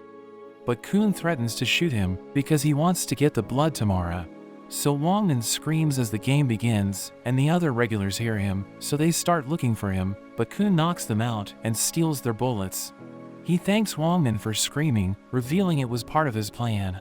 They receive a message from Goseng, who tells them she can't contact Prince and Miseng, saying they were separated from the group, and Kun asks Wongmin if he wants to try something stupid. We cut to Lisa's group as they run through the forest, and they realize that the players have started killing each other. But Hots wonders why he rented rooms that were so far away, threatening to shoot him if they can't find enough bullets. He wonders what happened to the rest of their team, and Lisu thinks they're going to be fine, but he's worried about Endorsi because she's been acting strange since Bam died. But she suddenly appears, and she reveals she already collected bullets for all of them, showing them the regulars that she caught. She explains that they tried to take pictures of her, and she beats them up, so they decide to surrender, and Lisu takes their bullets. They curse at her, as they explain that they're journalists, and they threaten to leak what she's really like to the press, saying there are FUG members staying at a nearby hotel. They start cheering for the Slayer candidate, knowing she wants to defeat him, as Lisu realizes that the number of available boarding passes is dropping, so he tells everyone they should hunt down the FUG members. After they leave, one of the men asks Endorsi if she liked their acting, and we learn that they're working for her. They ask her to give them the photo she promised them, but she just walks away, and she asks Emily where she can find the Slayer candidate. We cut to Bam's team, as they realize that he's missing, and Refleo starts blaming Shaw, but they realize that there's a regular outside, and we see Anik as she prepares to take them on. Hots realizes that they've been detected, wondering if it's time to fight, but Lisu tells him the plan is to scare them until the others arrive, telling him they will charge in when there are less than 100 boarding passes left. Meanwhile, Bam's team wonder how they should respond, and Refleo thinks they should wait for Bam, saying he will kill everyone if he doesn't return. We see Bam, as the man introduces himself as Traveler, and Bam wonders why the robots were chasing him. So he explains he tried to sneak onto the Archimedes, because he wants to save the person he loves before the workshop battle ends, revealing that the grand prize of the event is actually a person. They're suddenly found by a robot, and it melts its way through the door, so Traveler detonates his trap, but after the dust clears, they see it had no effect, so Bam prepares to fight it. The robot charges up its attack, but the roof above breaks, and Endorsi suddenly appears, as Bam wonders what she's doing there. In a flashback, we see Bam with Endorsi, who sees him holding flowers, and she thinks Rachel is lucky because he's completely into her. Endorsi tells him she wants a reward because she's been working hard for the team, telling him she wants to go on a date with him. But he has no idea what a date is, so she tells him he just needs to make her happy for a day. He agrees to do it, and she tells him she's looking forward to it, but she suddenly trips, so he catches her, telling her she needs to change her shoes. So she asks him what kind of shoes she should wear, and he tells her he doesn't know anything about fashion, but he suggests wearing shoes that are easier to move in. We return to the present, as Endorsi sees the robot, and she destroys it in one hit. The explosion distracts Bam, and she threatens him with her pistol, calling him the Slayer candidate. Traveler can't believe it, saying there must be a mistake, thinking Bam couldn't be a member of FUG. Bam makes his move, and Endorsi prepares to shoot him, but he freezes her with his skill, and he knocks her down. He takes her pistol, and he orders Traveler to use his bombs, causing a massive explosion. She realizes they were able to escape, and she becomes upset, thinking about killing them the next time she sees them. But she thinks about the skill the Slayer candidate used, and she recognizes it as the skill that Bam also used. We see Bam with Traveler, who thinks Endorsi won't be able to find them, and he believes Bam isn't the Slayer candidate, because he's a good person. He mentions that the patrols have stopped chasing them, so he thinks it's time for them to part ways, saying he's looking forward to seeing Bam on the Archimedes. Meanwhile, Quetro burns the players he defeated, and Chang takes their bullets, as Quetro mentions that he's having fun. But Chang tells him to slow down, and he realizes that there are players on top of a tower, so he thinks they should go there. We see Han's group in the tower, and they realize that things have calmed down, so they decide to leave, and Han tells the others to follow him. But he suddenly sees Chang and Quetro, so he takes his pistol, but Chang rushes in, threatening to shoot his leg if his group doesn't surrender. But Wangmin takes Quetro hostage, telling Chang to drop his gun, and Goseng wonders how Wangmin got there. So Kun reveals that he ran to the tower, saying he knew Wongman wouldn't get shot if he ran outside, because most of the players who haven't passed yet are too scared to shoot their pistol. He reveals that he used the lighthouse to get there, because he didn't want to waste his energy, and he mentions that Chang and Quetro are lucky, because he wants to make a deal with them. He tells them he will spare them if they give him all of their bullets, promising to take them to the Archimedes using light shots if they accept his offer, but Chang asks him what will happen if they refuse. So he explains that they will fight to the death, saying he thinks his teammates will die, but he tells Chang he will lose in the end, telling him to use his right eye if he isn't convinced. So Chang and Quetro decide to accept Kun's offer, and they're taken to the Archimedes, as Goseng mentions that they need to look for Prince and Miseng. But Kun thinks they should ignore them, saying they can't win the workshop battle with worthless teammates, and he tells everyone to trust Prince and Miseng while they find a way to clear the game. Han decides to trust him, and he tells Han he made the right decision, and he shoots him with a light shot. We see a giant octopus as it defeats a group of regulars, and it's holding onto Prince and Miseng. A girl named Verdi is controlling it, and her companion Vespa asks her about Prince and Miseng, so she explains that she wants to keep them and turn them into her puppets. Vespa tells her they need to go, and he tells Li Su they're waiting for his orders. So he tells everyone to get ready, saying they will enter the enemy's hotel to wipe them out and capture the Slayer candidate. The number of boarding passes reaches 99, so he orders his teammates to attack, and Anik throws her spear, blowing a hole into the hotel. She enters through the hole, but she sees Ran, who tells her to leave, because he doesn't want to fight her, but she stands her ground, so he realizes he needs to take her on. We see Kasano outside the hotel, when Hotz suddenly attacks him, telling him he wasn't expecting to see him there, and he calls him the devil of the right arm. Shaw tells Rafleo what's happening, so he orders everyone to stay alert, and she hears Bam's voice, so she tells him he needs to return to the hotel, because Onyx's group is attacking them. But a group of men suddenly attack him, so he takes them out. Onyx starts fighting Ran, and Novik appears, so she kicks him as he tries to block her attack, but he gets blown away. Hot starts attacking Kasano, who tells him he didn't learn anything from the last fight, and he blows him away, telling him he doesn't stand a chance. We see Vespa with Li Su, who reveals that Hotz fought Kasano on the 20th floor, where he suffered a crushing defeat. Vespa thinks he will lose again, but Li Su tells him not to worry because Hotz is hungry for revenge. Hotz tells Kasano to look at his arm, and he realizes he's injured. He charges in, but Hotz manages to cut him, so he wonders if Hotz changed his weapon because his sword was useless during their last fight. But he explains that it's the same sword, saying he just practiced to get stronger, and he slices through Kasano's arm, asking him why he's working with Thug. But Hotz hears an explosion as Bam returns to the hotel, and Kasano sees an opening. So he attacks Hotz's sword, breaking it into pieces, and he points his gun at him, telling him they will meet each other at the workshop battle. We return to Ran, as he calls Novik an idiot for underestimating Anik, because she has Zahad's blood, and he summons dark clouds to hide his presence.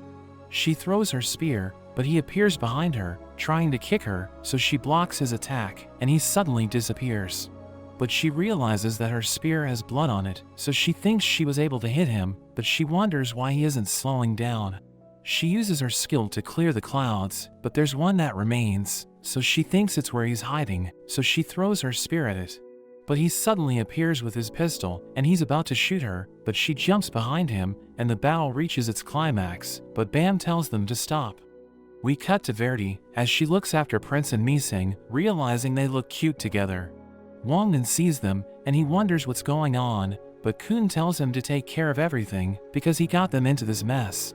We learn that Kun sent their other teammates to the Archimedes, and he was about to shoot Wongnan, but he told Kun he won't leave without Prince and Miseng. Kun refuses to listen to him, but he threatens to take his own life, so Kun tells him to get real, saying he could lose everything because of Prince and Miseng. But he still wants to save them, so Kun tells him to do what he wants, saying he will help him find them. We return to the present, as Kun mentions that Verdi looks familiar, and he zooms in, recognizing her as Lisa's teammate. Wongnan is about to make his move, but Kun tells him to stop, telling him he's no match for her. We return to Bam, as he shoots both Anik and Ran, sending them to the Archimedes. He realizes that Novik is wounded, asking him what happened to him, so he reveals that when Anik threw her spear, it ended up hitting him. Shaw interrupts them, telling him there are intruders on the first floor, and we see Lee-soo with Vespa as they encounter the FUG member named Yudo. Novik suggests surrounding them, but Bam is against it because he thinks the enemy has a plan. He tells Novik his own plan, telling him he's counting on him, and he leaves to deal with the intruders. Yudo struggles against Vespa, and she's about to get hit, but Bam suddenly arrives to save her. He tears her clothes and uses it to hide his face as Lee-soo calls him the Slayer candidate, telling him their goal is to avenge their friend. The octopus creates a ring around his finger as Wongnan realizes that the octopus is glowing, so he wonders what's happening.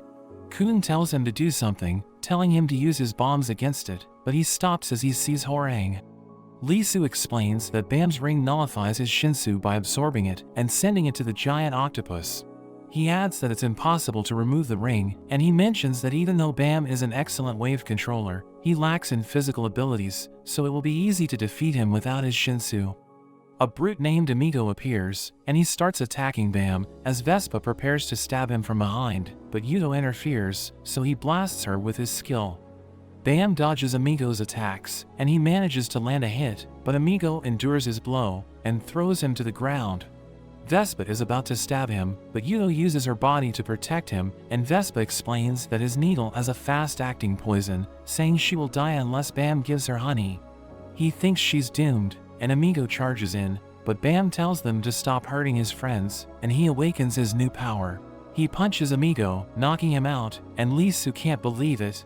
Vespa appears behind Bam, and he tries to stab him, but Bam throws him away, telling him to surrender. Lee-soo notes that Bam was able to improve his physical abilities without using Shinsu, and he realizes they're at a disadvantage because they don't know anything about Bam's new ability. He tells Lee-soo to give him the honey and their bullets, saying he will spare them if they cooperate, but Lee-soo refuses because their goal is to avenge their friend. But Bam threatens to kill his companions, and Vespa wants to continue the fight, but Lee-soo orders him to stop, and he decides to accept Bam's offer. He tells him to use a light shot on Amigo, promising to remove his ring, and he orders Vespa to give him the honey. But Vespa thinks they can still win, and he wonders why Lee-soo decided to surrender, so he explains that they're making the right move, because they can't defeat Bam. We return to Verdi, as she sees Hwoarang, wondering if she can make him her puppet, but Lee-soo orders her to return to their meeting place. So she decides to leave, but Wongnan approaches her, telling her to release Prince and Miseng. But she refuses, saying she will make them her puppets, and she pushes him back, and she escapes with his friends. He's shocked to see the bodies of the regulars she defeated, and he asks Hwoarang where he's been, but he tells Wongnan to leave, because they can't be together anymore. Bam uses light shots on Amigo and Vespa, as Lee-soo tells him things will be different on the Archimedes, and he walks away, as Novik appears, revealing that he also sent Reflejo to the Archimedes. Bam thanks him for following the plan, but he wonders why Bam wants to do everything alone. So he explains that he wants everyone to be safe, saying he doesn't care what happens to him, because he has nothing to lose, and he tells Novik they should board the Archimedes, because they're running out of boarding passes.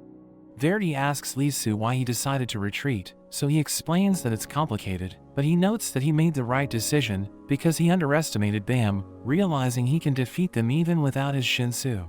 He tells her it's time to board the ship, so she uses her light shots to shoot her teammates, and she also sends Prince and Miseng to the Archimedes. Bam's team follows suit, and Kun approaches Wongnan, who realizes he failed. But they suddenly hear Rack, and the number of boarding passes reaches 0. We see Endorsi as she defeats the robots, wondering why they won't stop attacking her, and she sees Traveler, so she knocks him down, asking him about the Slayer candidate. So he explains that the man he's after isn't the Slayer candidate, telling her his real name is Bam, and she can't believe it, realizing he's still alive.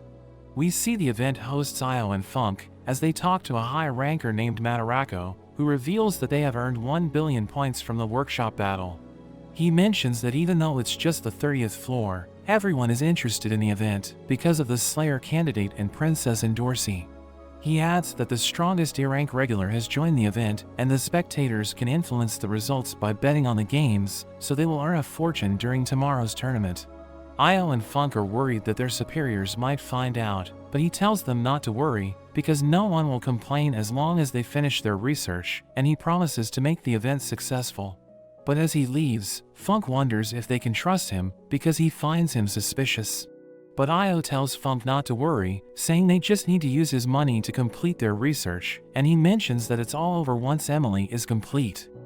We see Anik blaming Lisu for what happened at the hotel, and a girl named May appears, as Lisu recognizes her as the teammate of the strongest A-rank regular.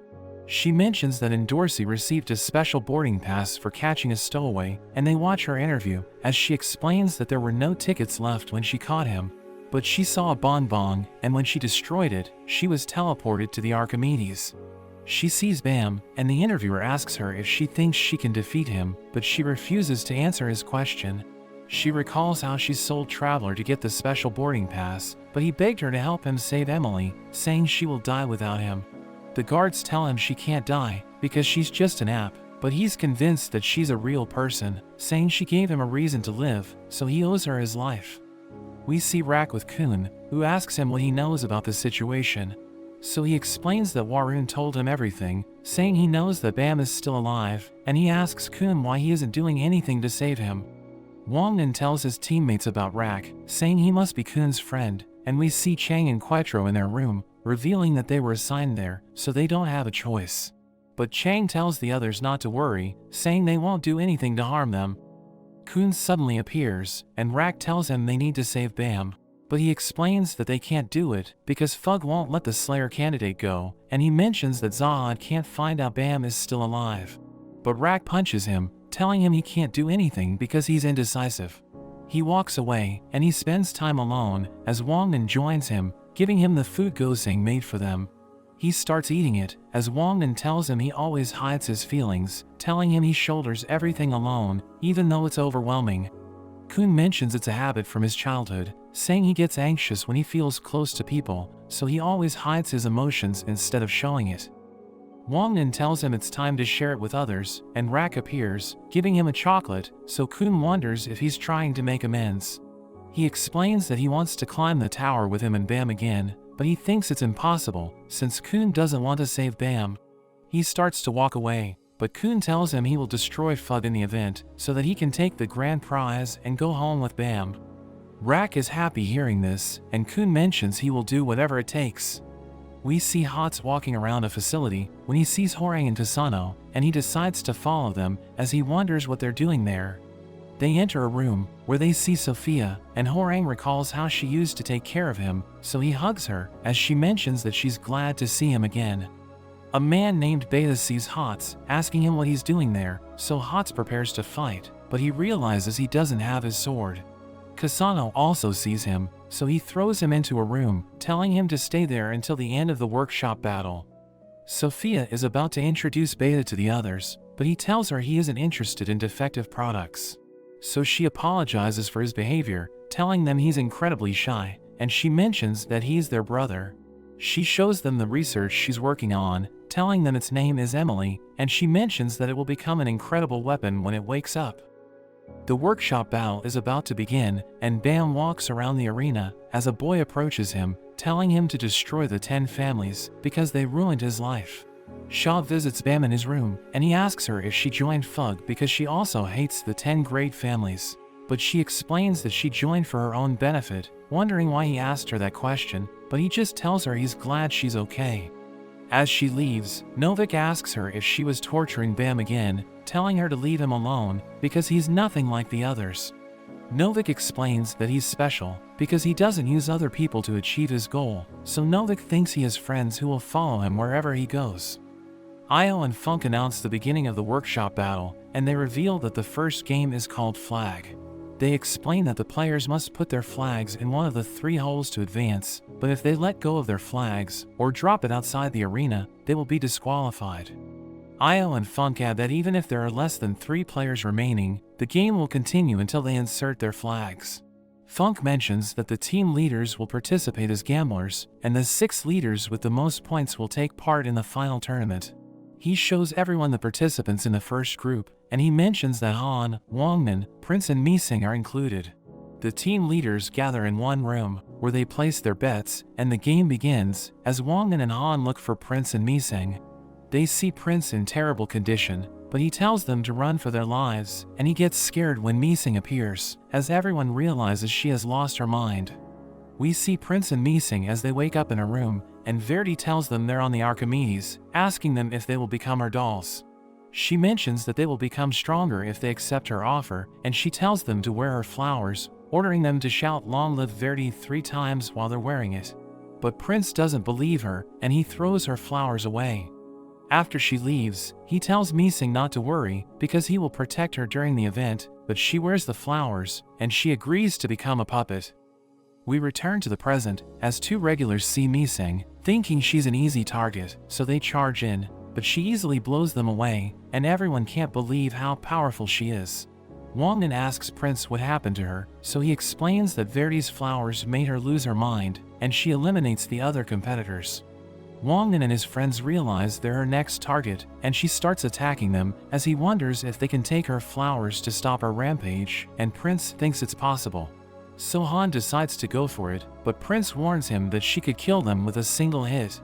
She charges in, so Prince tries to stop her with his barrier, but she easily shatters it, and Wangnan tries to take the flowers, but she blows him away, and Han saves him from being eliminated. Prince thinks he isn't strong enough to defeat her, and she lunges at him, but he blocks her attack, and he uses his skill to restrain her.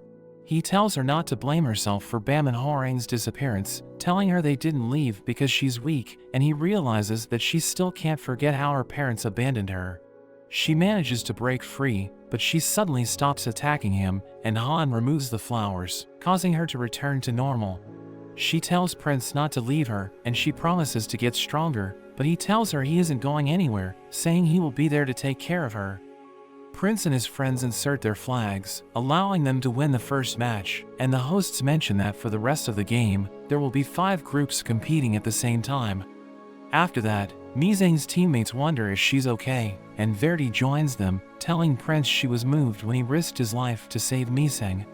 Yiwa mentions that the next list of competitors has been announced, and Lee Su notes that the strongest A-rank regular named Verigarv is about to fight. We see Go-sing in the middle of a match, and she's about to be attacked, but Hwoarang saves her, as Chang mentions that love on the battlefield is a beautiful thing. Hwoarang prepares to take him on, but he explains that he doesn't want to fight, and he mentions that nobody's watching them. Quetro burns the other competitors, but he wonders why his skill doesn't work on Yiwa, so she explains that she can also use fire. But she mentions that unlike him, she doesn't use fire recklessly, telling him it should be used with caution. Verigarv walks past the other competitors, as everyone realizes that nobody has the courage to take him on. A warrior challenges him to a fight, but Verigarv ignores him, and he tries to attack, but his head suddenly explodes, as everyone realizes that Verigarv didn't even use his hands. He inserts his flag, and he stares at Bam, who recalls that Refleo told him about the Slayer Yama, who operates a fighting arena, where the warriors are called fighting dogs. Refleo reveals that he chose 3 fighting dogs to take the test as regulars, because they want to demonstrate their strength, and Verigarv is one of them. But he suddenly stopped climbing the tower, and Refleo mentions that he hates Fug, so he slaughters the regulars who were connected to them, and Bam realizes he's there to kill him. Hots manages to remove his handcuffs, realizing Kasano didn't tighten it on purpose, and he asks Emily how he can escape, so she tells him to look under the bed, and he sees a trap door. The workshop battle continues, as the hosts announce the next set of competitors, and everyone realizes Bam is about to fight, so they're excited to see him in action. The match begins, as Bam realizes that the other competitors are defending him, telling him they're his followers, so they want him to win the event.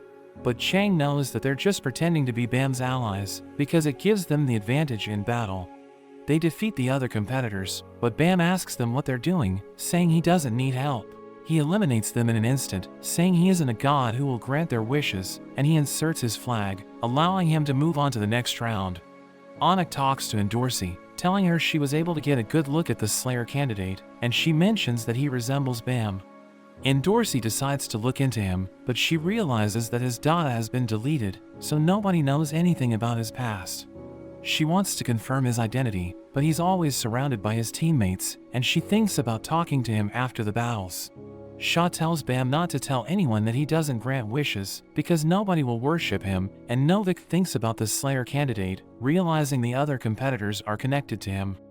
Ran wonders why Fud wants him to compete in the workshop battle, because everyone might learn about his past, and Beta walks past them as Ran realizes he isn't human. Bam watches his teammates fight, realizing they're all fighting for something, and he wonders where he can find Rachel, but as he enters his room, he sees Beta waiting for him. The hosts mention that it's time for the final match, and they announce the next set of competitors, as everyone realizes that Ran is about to fight Anic. The leaders place their bets on Anic and Ran, but Lisu sees Pericule in the game, as he notes that he was separated from Rak, but he was able to survive thanks to his incredible luck. The match begins, but he panics as he sees the other competitors, and Rak can't believe he was able to make it this far. Ran and Anic prepare to fight, as Wangnan notes that they're two of the strongest E-rank regulars, and Shang thinks they're evenly matched. Ran tells Io that he wants to go one-on-one against Anic, but Io explains that they can't change the rules, saying they need to be fair to the other competitors. But Ran mentions that the other competitors in their group also have complaints, and Io's superior tells him to change the rules, because it will make the game more interesting. So he agrees to do it, and Ran eats his lightning pill, saying he will fight Anic with his full power. She punches him away, but he awakens his full power, as she wonders why he has a new mark on his face. He fires a lightning bolt, which destroys everything in its path, and everyone's amazed by how powerful he is. But Anic notes that he's using too much power, and she dodges his attack, telling him close combat is her specialty, but he manages to overpower her, kicking her away. He reveals that he's swallowed a lightning pill, which temporarily boosts his powers, and he explains that he can only maintain that state for 5 minutes, saying he won't be able to walk after he returns to normal. She wonders why he's telling her his weakness, but he's confident he can defeat her within the time limit. So she becomes upset, and she starts attacking him. But he blasts her with his lightning, and Lisu tells her to stop, knowing Ran is trying to provoke her so that she will keep charging at him. We see a masked man gambling with the other leaders, and he notes that Ran's plan is brilliant, because he knows that he only has 5 minutes to defeat Anic, so he provoked her so that she won't run away. He continues to beat her up, and he stabs her with his lightning blade, which sends her crashing to the ground. Everyone thinks the fight is over, and he mentions that she lost because of her pride, knowing she wanted to defeat him while he was using his full power. But she gets back up, and he can't believe it, because he thinks she's in no condition to continue the fight. She smashes the ground, and the impact destroys the platform, as he realizes she has become even stronger. They continue their fight, and the masked man thinks Ran is going to win, but Anic asks Ran if he's afraid of her, so he charges in, and the masked man realizes she was able to provoke him. Ran tries to finish things, but Pericule suddenly interrupts them, and they fall into the water, as everyone realizes they both reached their limits. We return to Bam, as he asks Beta what he's doing in his room, so he explains that he wanted to see him. He reveals that he's also a living ignition weapon, but Bam thinks he's lying, because Horang told him the experiment was cancelled. So Beta realizes that he doesn't know anything, saying he was looking forward to meeting Bam, because he's the finished product, but Beta mentions that he's disappointed. Bam doesn't know what he's talking about, so he tells Bam that Fud is trying to win the workshop battle, because they want to win the grand prize. He tells Bam to think about what the prize is, telling him he still needs to atone for his crimes. So he decides to ask Emily, and she reveals that he's the grand prize, calling him an ignition weapon. We see Hots looking at Emily, where a robot suddenly attacks him, and he tries to fight it with his bare hands, but his attack doesn't work, and he realizes that he needs a sword to defeat it. He sees a metal pipe, and he uses it to deflect the robot's attacks, realizing he can wield it like a sword. He uses it to stab the robot's core, and it starts to self-destruct, but a guard disables it with his lightning. We see that it's Liro, and he tells Hots to help him, saying they need to stop the creation of the worst weapon imaginable. We see the competitors in a party, where Wangnan wonders why Kun had to drop out, and Shang tells him to join another team. But he refuses, and Han thinks they should trust Kun, because he isn't the type to back down. We see the leaders as they realize that 8 of them are losers, because they placed bets on Ran and Anic. Io joins them, saying only 2 of them performed well, but the masked man tells him that Pericule had already dropped out when he interrupted the fight. So his interference is against the rules, and they think the bet should be voided. So Io suggests a new rule for the 8 losers, telling them about the development tournament. Bam approaches Beta, saying he has a question about the ignition weapon inside him, but Beta tells him that the weapon inside him is just a replica. He mentions that the workshop has the real one, saying it's inside the arena, and he tells Bam to steal it. We learn that Kun disguised himself as the masked man, and he tells his teammates that the winner of the development tournament will proceed to the finals. He explains that they need to use the points they earn through the contest to develop their team and win the tournament, telling Wongnan they will send him in first. Rak hits Pericule, and he scolds him for interrupting the fight between Ran and Onic. He leaves to look for Bam, and he heads to the hotel, where he sees the FUG members sleeping. He runs into Endorsi in the hall, and she immediately recognizes him, but Bam suddenly appears, so Rak starts crying, saying he's glad he's still alive. He wants to take him away, but they hear people approaching, as Bam mentions that he can't leave yet. But Rak refuses to leave him there, so Endorsi stops him, telling Bam to go on a date with her when he returns, and she escapes with Rak. We see Horang in the party, and he meets Goseng and the others. Prince and Mising greet him, but they realize he's focused on Goseng, so they decide to leave, and she invites him to dance with her. So they dance together, as he reveals that he met Sophia, but he learned that she had continued her research on living ignition weapons, and she has already made a finished product. He realizes that she only pretended to care for him in Kasano because she wanted to use them to advance her research, so he's depressed.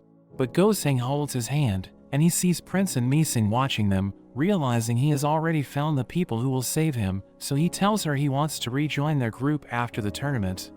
Meanwhile, Bam realizes that Novik distracted the others because he wanted to help Bam's friends escape, so he thanks Novik for his help, telling him he will leave the team during the tournament tomorrow. The next day, Io announces that they will hold a team tournament to determine the champions of the event. He reveals that Bam's team will fight against Verigar's team on the north side, while the other 8 teams will participate in the development tournament on the south side. He explains that for the development tournament, the starter will gather points to summon allies and buy items, and a team advances to the next round by defeating the enemy's starter. Funk adds that each team will receive 50,000 points every 30 minutes, and defeating an enemy gives them 100,000 points, but if they defeat the enemy starter, they will receive 5 times the amount. The starters will begin the game in the non-combat area, and after the round begins, they have 30 minutes to move to the combat area where they will start fighting. The game begins, as Kun tells Wongnan to be careful, telling him to head to the summoning station. We see 2 starters fighting on a bridge, and one of them gets eliminated, so the winner celebrates, but Vespa suddenly appears behind him. We cut to Lisu, as Onic tells him there's something strange about the Slayer candidate, but she refuses to tell him anything, and he notes that after Endorsi came back late, she hasn't been acting like her usual self. Vespa tells him he was able to eliminate an enemy starter, so they celebrate, thinking they can win the tournament. The hosts explain the rules for the battle at the north side, saying there's a temple in the middle of the island where the competitors can find the key, which will give them access to the grand prize. Bam's team needs to take the key to win the battle, while Verigar's team must defend the key to defeat them. Bam asks Reflejo about Verigarv, so he reveals that Verigarv is one of Yama's mad dogs, which are produced through a technique called blood binding, where 2 types of powerful blood are mixed together. It allows the mad dogs to gain extraordinary power, so Verigarv is extremely dangerous, and Reflejo thinks they should gang up on him after they kill his teammates. But Bam explains that he wants to avoid unnecessary bloodshed, saying he just wants to capture Verigarv, and he mentions that he will deal with him alone. We return to Wongnan as he reaches the summoning station, but Kun warns him that he's about to enter the combat area, so he shouldn't let his guard down. A robot shows him the summoning spring, telling him he can spend points to summon his teammates, and he can even summon eliminated participants. Kun orders him to summon Quetro, but an enemy starter appears behind him, telling him he can see through their plan. Wongnan tries to summon Quetro, but the robot tells him he still needs to wait 5 minutes before Quetro appears, so he thinks he's doomed. Bam recalls that Beta warned him about Fug's plan, telling him they're planning to kill his friends while he's fighting Verigarv. Beta tells him the only way to stop them is to steal the real thorn, and he gives him a key, telling him to use it to find the weapon. Bam wants to learn the truth hidden in the workshop battle, so he uses the key to open a door as Reflejo rushes to him, but Novik gets in his way, reminding him that Bam told them to stay back. We learn that May talked to Novik the previous night, and she told him she has a message from Bam's friend, telling him Vergarv will help him if he leaves his team. Refleo starts fighting him, as he explains that he wants to help Bam leave Fug, so he has decided to help Vergarv. He thinks Fug is doomed, saying Bam will steal the thorn and rejoin his old teammates, but Refleo is upset hearing this, telling Novik he knows nothing about him. Wangnin's enemies attack him, so he runs for his life, but Kun tells him to charge at them, telling him it's the only way to defeat them. So he decides to do it, and they try to blast him, but he jumps to the side, as he realizes that they stopped attacking. Kun realizes that they're halves, saying there are people whose bodies are split into two, but the yellow one can only control its left side, while the blue one only controls its right side, so they can't do anything if he enters their blind spot. They try to blast him again, but he appears behind them, and he knocks them out, as the hosts congratulate him for advancing to the final four. Quetro appears, and Wangnin summons their other teammates, as Kun realizes that people can be summoned instantly once the match is over. Bam sees the thorn, and Beta appears, revealing that everyone once believed the administrators were invincible, but one of them was killed, and the thorn was found at the spot where he died. Fug thought about using it to kill Zod, but they realized that they can't, because it's inactive. So they worked with the scientists to do their research, and they kidnapped children to run tests on them, turning them into living ignition weapons. Refleo mentions that Fug spent years trying to achieve its goal, and they have finally found the last ingredient, so he thinks it's time to give the completed weapon to his master. Novik doesn't believe him, but he's suddenly surrounded, as Refleo reveals that he has fallen into their trap. We learn that it's illegal to experiment on humans, so they decided to keep it a secret, but the workshop was obsessed with their research, and they were able to create living ignition weapons. Beta tells Bam that the devil inside him can activate the thorn, telling him he was made for this moment, and he reveals that Fug planned to give him the thorn, but a group of slayers were against it, because they didn't trust him. So they decided to create an ignition weapon by giving the thorn shell a soul, telling Bam he's the grand prize of the workshop battle, and he restrains him, before stabbing him through the chest. We see May as she appears before Novik, telling him he's just a pawn, and she reveals that her goal is to trap Bam. She orders her men to kill him, but Horang blasts them away, and he helps Novik escape. Novik tells him that Fug was working with Vergar's team, and they see Yudo, thinking she wants to fight them, but she tells them to follow her, saying she needs their help. We return to Bam, as Beta tells him he has been waiting for this moment, and he mentions that Bam doesn't deserve to be happy, because he's the reason why Emily is calling out to travelers while she's asleep. Beta promises to kill all of his friends, because he wants him to experience the pain of losing the people important to him, and he throws him into a pit. Everyone realizes that the Archimedes is moving, since they're advancing to the semifinals, and Io mentions that the battle on the northern side is over, because Vergarv's team has abandoned the match. He reveals that the Slayer candidate and 3 other competitors have left Team Fug, but May and Vergarv have taken their place, so everyone wonders what's happening. Hots tells Lisu that they need to stop the creation of the worst weapon imaginable, telling him Bam is in danger, and Lisu can't believe he's still alive. Rak thinks Bam would never abandon his teammates, and Kun mentions that they need to confirm if it's true, telling Rak to hide his face. So he wears a mask, and they head to their hotel, where a robot assistant tells them their room is ready. But Kun wonders where he can watch a recording of Bam's match, so the robot tells him to go to the video room, and he tells the others to wait in their room while he watches the recording. After he leaves, the others discuss the situation, but they have no idea what's happening, and they hear another team talking about the Slayer candidate. They think he's a coward, thinking he ran away because he didn't want to fight Vergarv, so his friends become upset, and Rak wants to kill them in the semifinals. Yiwa freaks out as she sees Vespa, saying there's a giant bug in their room, and her friends agree with her, thinking he's a giant moth. Meanwhile, Kun watches Bam's match, realizing he left Fug as soon as the match started, and Kun wonders where he ran off to. A girl named Mia asks Kun if he's looking for his friend, and she calls him by his name, saying she can see through his disguise. She reveals that she's working for Fug, telling him their goal is to capture him, and she removes his mask, as she explains that he no longer needs it, because he's about to meet his end. We see Beta as he mentions that Kasano was the one who offered him freedom in exchange for working with Fug. But Beta explains that he doesn't care about Fug's goal, saying he just wants Bam to experience his suffering, by killing all of his friends. Bam wakes up, realizing he's at the bottom of the pit, and he notes that he can't use his shinsu. Refleo appears, telling him they're planning to turn him into a weapon and offer him to their master. He reveals that Fug knows about Bam's plan to leave their group, and they think he might betray them after he becomes a slayer. So they decided to create the ultimate weapon by melting his body using a special solution, which will be sent there by the Archimedes. Refleo tells him to enjoy his final moments, and he walks away, as Bam realizes he needs to escape. We return to Kun, as Lisu approaches him, calling him an idiot, because he didn't tell everyone that Bam is still alive.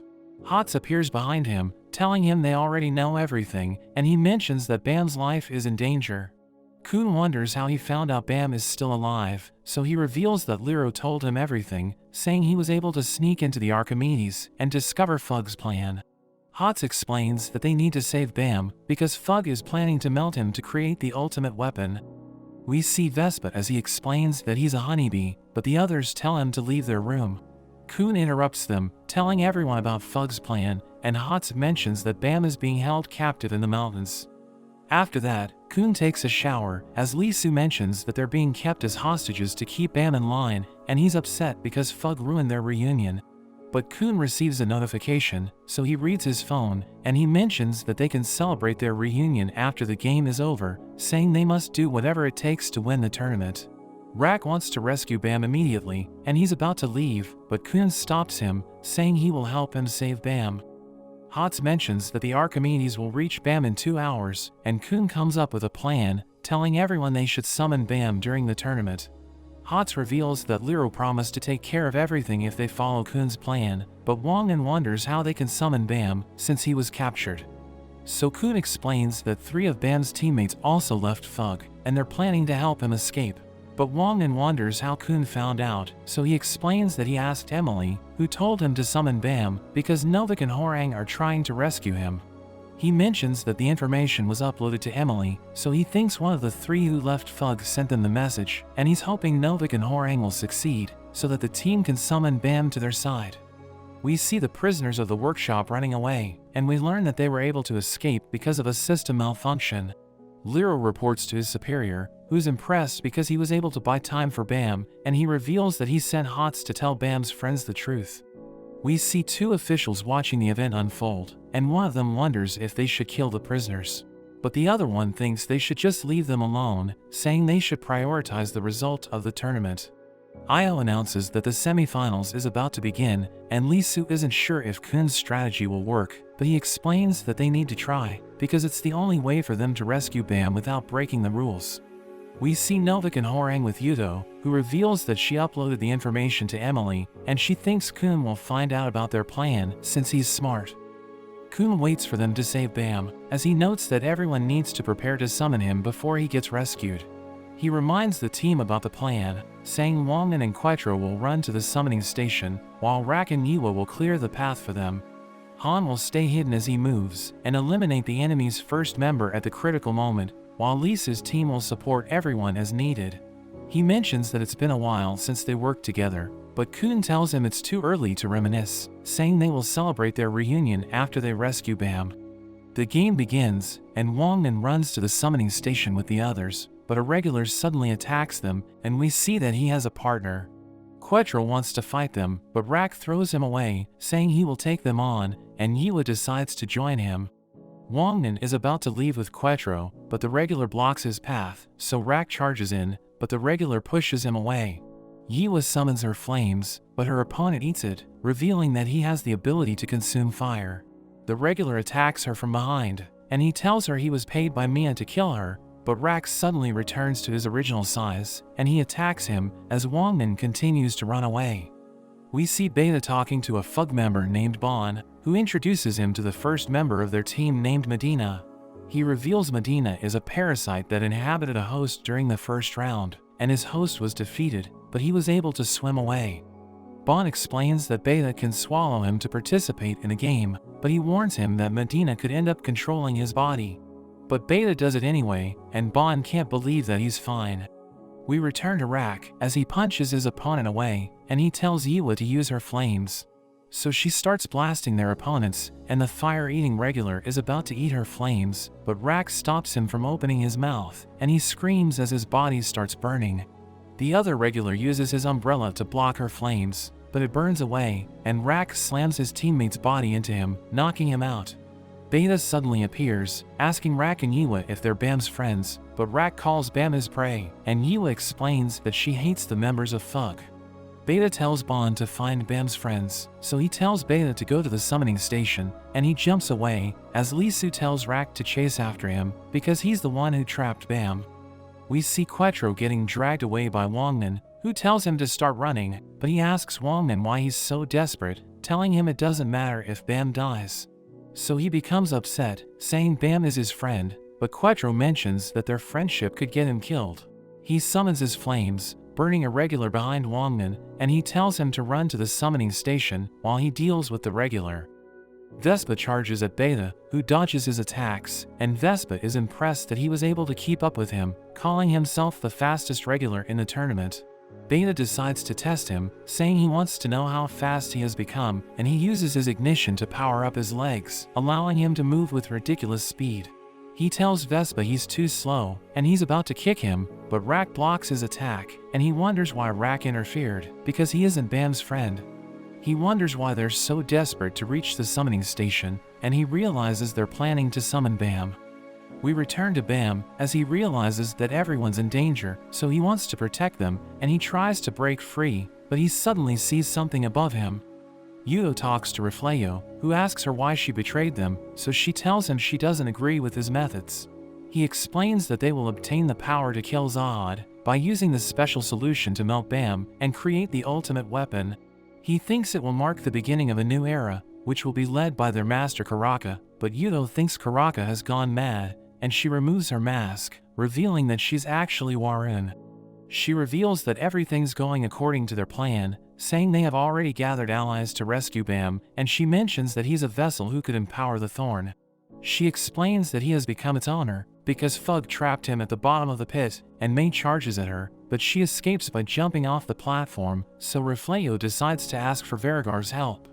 Novik and Horang look for Bam, but they encounter a massive golem, so Horang decides to fight it, telling Novik to go ahead. He struggles against it, as Novik tries to open the door, but it won't budge, and he suddenly hears Bam's voice, telling him to get down. A powerful blast of Shinsu pierces through the golem, destroying it in an instant, as Bam suddenly appears. We return to Beta, as he mentions that Bam will never escape, and he suddenly attacks Rack, but he shrinks his body to dodge the lightning. He throws his spear at Beta, who manages to catch it, saying countless test subjects were sacrificed to create Bam, so he doesn't want him to be happy. He throws the spear back, and he mentions that he wants Bam to suffer, but Yiwa blasts him with her flames. He decides to kill them, but Bond tells him Bam was able to escape with the Thorn, so he becomes upset, and he jumps away. Novik tells Bam that Yudo led them there, and he asks him about his new item, so Bam reveals that it's the Thorn, and Novik can't believe it's so small. Warun explains that its powers have been contained, telling Bam she disguised herself as Yudo so that she could give him the Thorn. She reveals that everything went according to their plan, telling him he's finally worthy to become her god, but he explains that he isn't interested.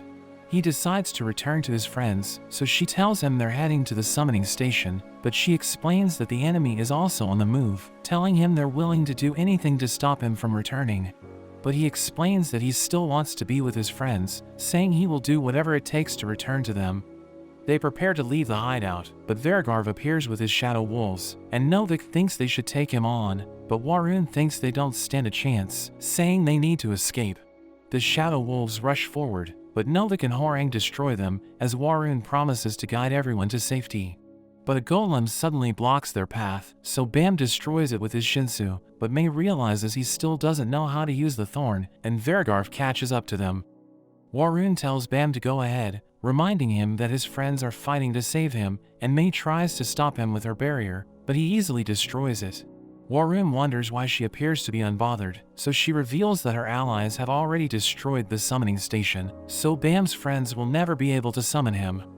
We see Wongman reaching the summoning station, but Kun tells him Mia is nearby, so he tells everyone to turn off everything that could be used to trace them. Kun leads Wangnan to the item summoning station, revealing that their plan is to use it to summon Bam, because he's considered as both an item and a human.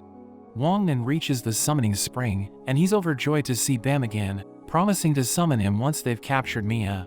But Beta suddenly stabs him from behind, saying he won't allow Bam to be reunited with his friends.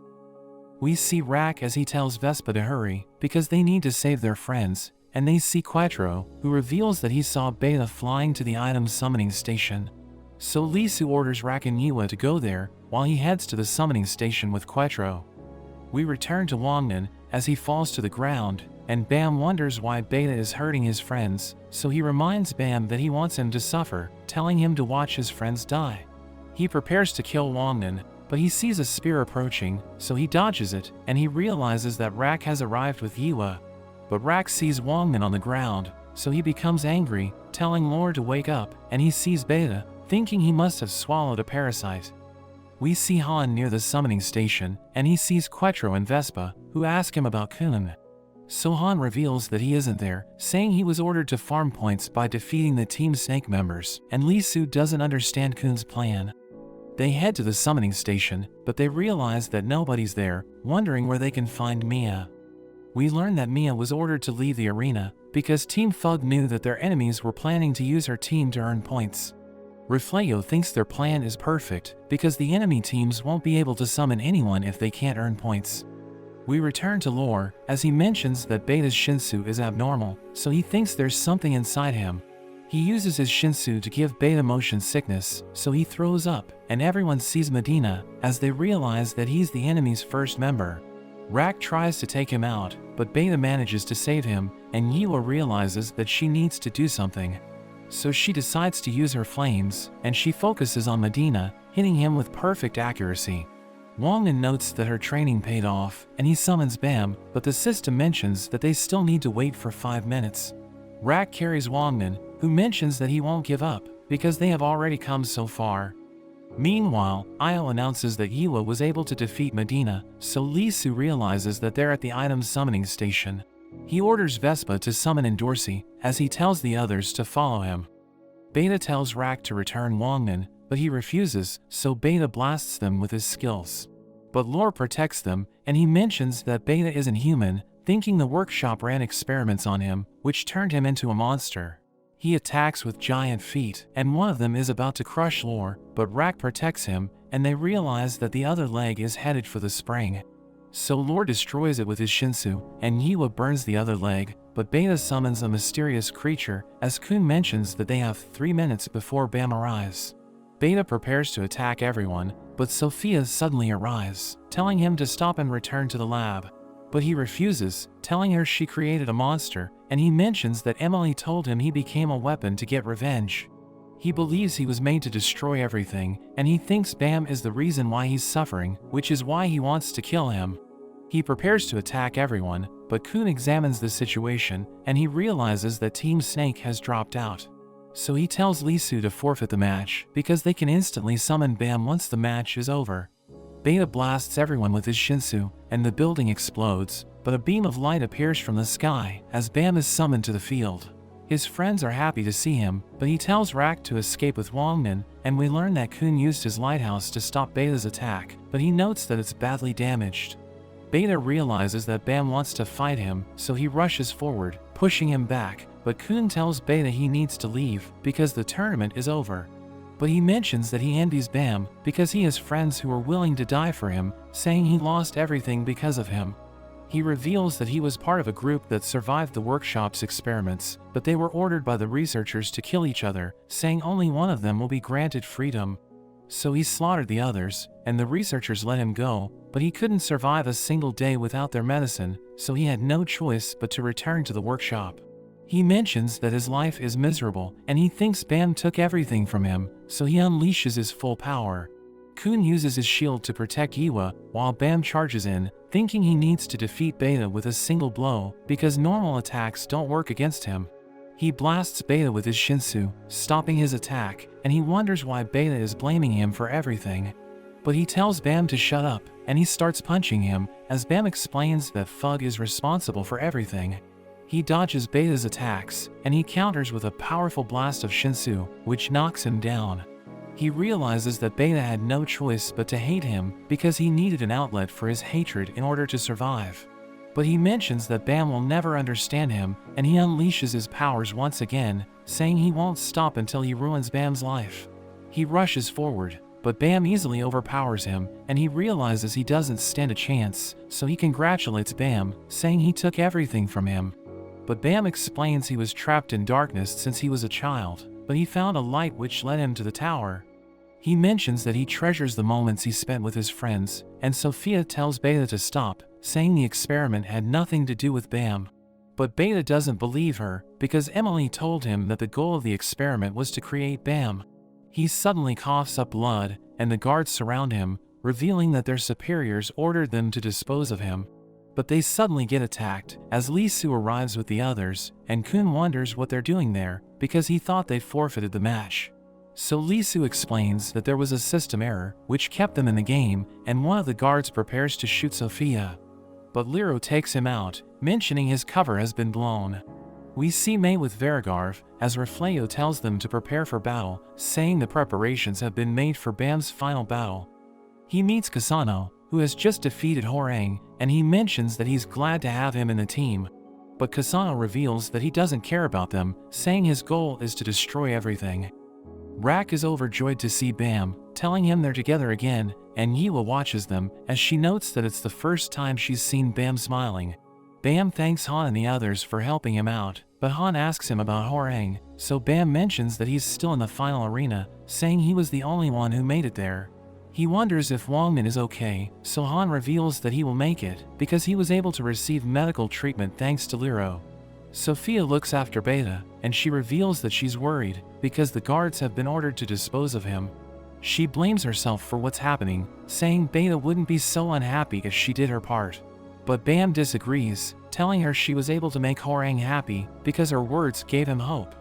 Lee Su wonders why Kun is worried, because everything appears to be going well, but he mentions that the worst is yet to come. He explains that there are Fug rankers waiting for them on the ship, and the workshop is now their enemy, so he thinks they won't be able to get out of there. But Liro reveals that the tournament will be put on hold, because the officials are having problems. Io and Funk realize that the door to Emily's hangar has been destroyed, and they're worried that the fugitives might see her. So they decide to postpone the game, because they're worried that the real Emily might escape. Liro mentions that his allies will join them, and he reveals that their plan is to connect the portal in the waiting room to the one on the guard's ship, so that they can hijack it. Io and Funk announce that fugitives were able to enter the ship, so they tell everyone to evacuate. Madarako knows that Bam and his friends will try to escape during the match, so he thinks they need to act fast, but his companion tells him they've received a message from the arena. We return to Liro, as he mentions that they need to escape before the finals, and he tells everyone about a floating ship, saying they can escape there. He reveals that Urek is one of the founders of the group that owns it, and he wants to meet Bam. But a pocket suddenly appears, and Bam thinks Warun was able to escape, but he hears Refleo's voice, as he explains that she will die with Bam's other friends if he doesn't save them. Refleo mentions that it's time for the finals, telling Bam he needs to save his 3 allies in different locations to win the match. Refleo mentions that he will be waiting at the spot where the thorn was hidden, and the pocket disappears. Lee Su knows that it's a trap, but Bam decides to save his friends anyway, and Kun supports him, asking Liro how long he can wait, so he reveals that he can only do it for 30 minutes. Kun tells him to leave with everyone if they don't make it back in 30 minutes, saying they must defeat Fug before they escape. Bam mentions that he can do it alone, but Kun insists on helping him, and Endorsi suddenly arrives, wondering why her teammates didn't summon her right away. We see Liro's allies waiting for him on the ship, but he explains that he needs 30 minutes. So their leader Hachol mentions that they will wait for him, but he explains they can't stay any longer than 30 minutes, or else they will attract too much attention. Sophia tells Liro to take Beta with him, because she knows that the workshop wants to dispose of him, saying she wants him to live freely. Liro thinks he won't survive without his medicine, but she explains that he should be able to live for a month. She reveals that she was an illegitimate child from the middle area, but she was lucky enough to become a researcher, so she wants to help the kids who went through the same struggle as her. She explains that she decided to participate in the experiment because she wanted to help the children get stronger so that nobody will be able to hurt them. But she thinks about what Bam told her, saying she didn't know what they needed to be happy, and she begs Liro to save Horang and Kasano. So he promises to do what he can, but Bea wakes up, and he mentions that Kasano was the one behind everything. We see Kasano with Madarako, who gives him a vial, and he takes his leave, as Madarako mentions that they were able to get information out of him. He tells his companion to prepare the solution, saying it's time to end the workshop battle. Meanwhile, Endorsi uses her bonbon to reach Verigarv, and May asks her about Bam, but she tells her not to mention her boyfriend's name, saying they'll be going to go on a date. But May reminds her that she's a princess, telling her she will be executed like Onyx's mother if she goes out with Bam. So she charges in, but Verigarv stops her, and he bites her leg, forcing her to retreat. May attacks with her lighthouses, but she manages to close in on Verigarv, and she tries to take him down, but he dodges her attacks. May reveals that he gained his powers by combining the blood of multiple families, but Endorsi thinks he's still no match for her. Bam and Kun rush to Warun, but Refleo gets in their way, as Kun notes that he was hiding his strength the entire time. He starts attacking them, as he reveals that he can surpass the power of a B-rank regular, because he's a shadow of his boss named Pokin. He tells them to surrender, but Bam refuses to give up, so Refleo attacks him, but he manages to defend himself. Rak charges in, but he gets blown away, and Kun uses his skill to stop Refleo, as Bam closes the distance. He tries to save Warun, but Refleo pulls her back, so Bam tries to immobilize him. But it doesn't work, as he reveals that he was made to fight Bam, so his skills won't work against him. He mentions that it's time to end the fight, and he attacks with his Shinsu, so Bam tries to stop him. But his Shinsu gets absorbed by Refleo's attack, and he realizes that Refleo is aiming at his friends. So he blocks the attack, but he gets overwhelmed, as Kun notes that Refleo is smart, because he's using Bam's friends to his advantage. But Kun comes up with a plan, telling Rak he knows how to defeat Refleo. We see guards stopping the fugitives from reaching Emily, and Traveler crawls through the vent, as he realizes that she fooled everyone, because they all want to see her. He reaches Emily's hangar, but he sees Kasano, and he wonders what he's doing there. He hears Emily calling for help, and Traveler wonders if she deceived him, but Kasano reveals that he's there to set her free. He uses the vial to open the door, and they see Emily in a stasis chamber, as he explains that her body was dissolved because of the workshop's experiments. The researchers wanted to dispose of her, but one of them opposed the idea, so they decided not to get rid of her. But Io and Funk decided to trap her inside a tank, and they built equipment to control her, so that they can use her to gather the people they need for research. But Kasano reveals that their ultimate goal is to control the residents of the tower, and they want to gather funds to conduct their research. So they allied with a merchant group, and allowed them to interfere with the workshop battle. Traveler thinks Emily is still alive, because she told him she's trapped inside a tank, but Kasano mentions that she lied to him, saying he will do whatever it takes to change the tower. We return to Kun, as he asks Rak about his spear, so he reveals that it's called the Mad Shocker, and Kun looks it up, telling him it's a projectile. He tells Rak to throw it along with his lighthouse, so he launches it at Refleo. He manages to dodge it, but Kun's lighthouse teleports it, and catches him off guard.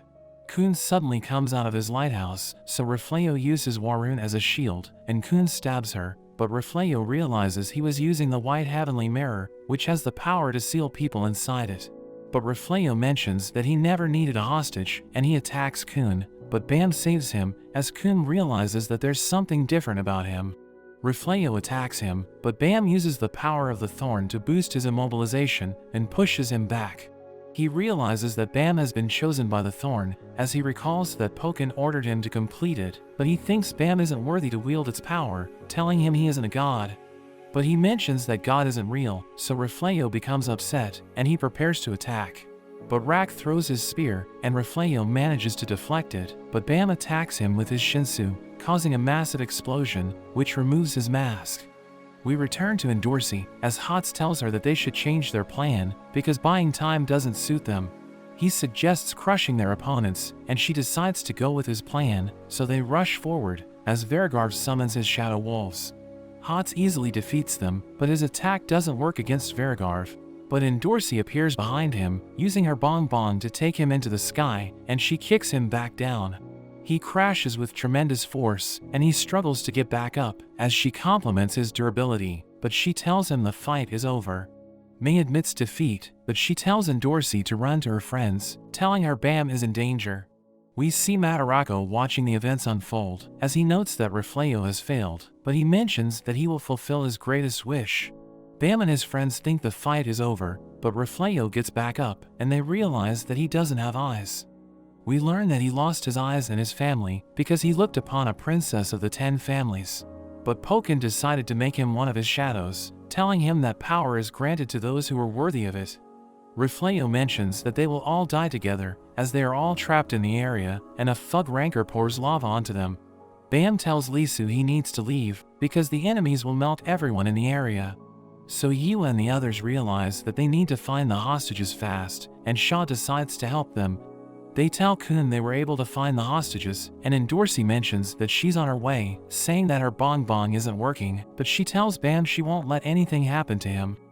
Io and Funk ask Madarako what's going on, telling him to stop pouring the lava, as they remind him about their contract.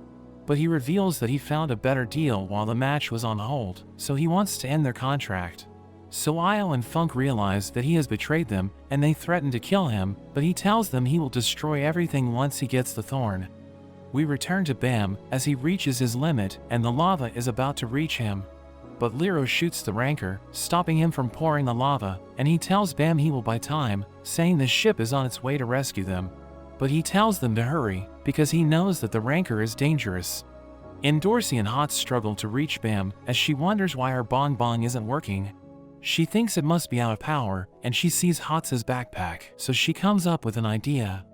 Lero fights the rancor, who tells him he's being reckless, but he explains that his allies are hacking the security cameras on the Archimedes, so everyone can see what's happening.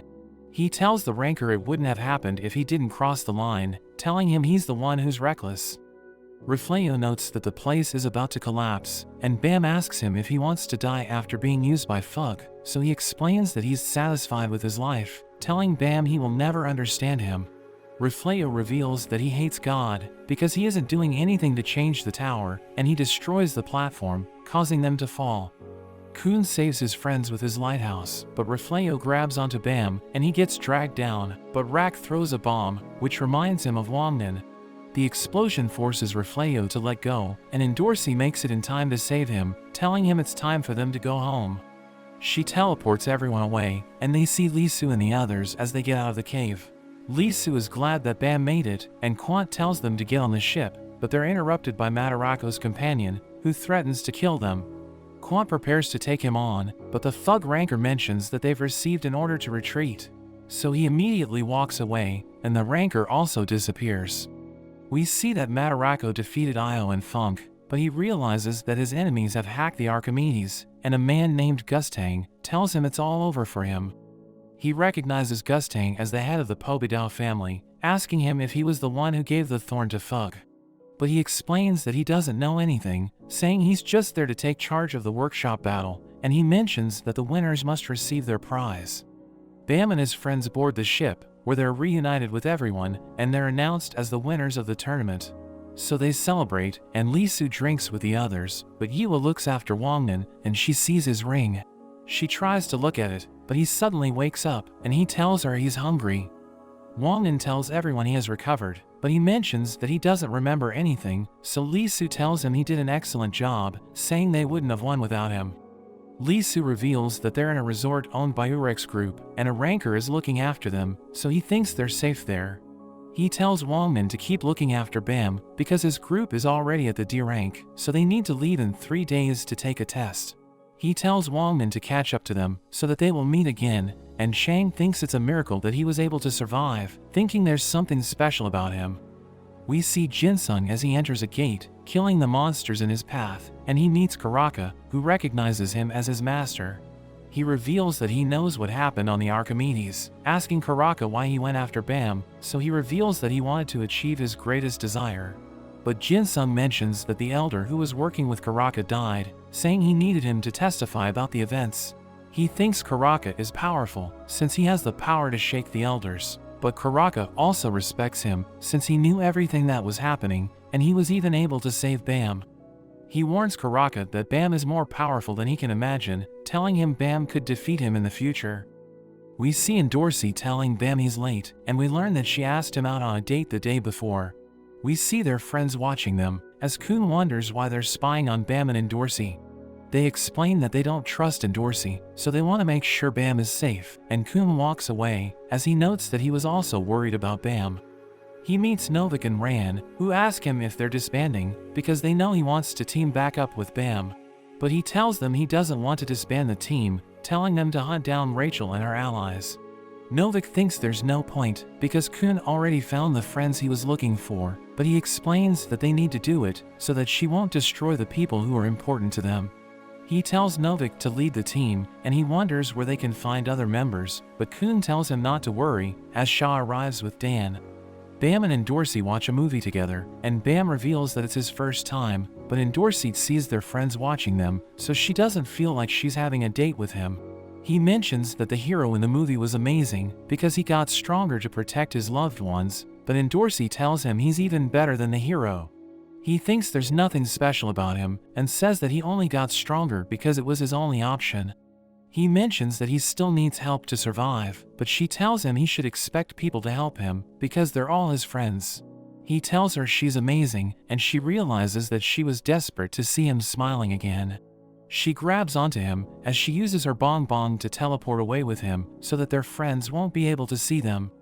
She asks him what he will do now that he's free, so he reveals that he will continue to climb the tower, and she realizes that he's still looking for Rachel.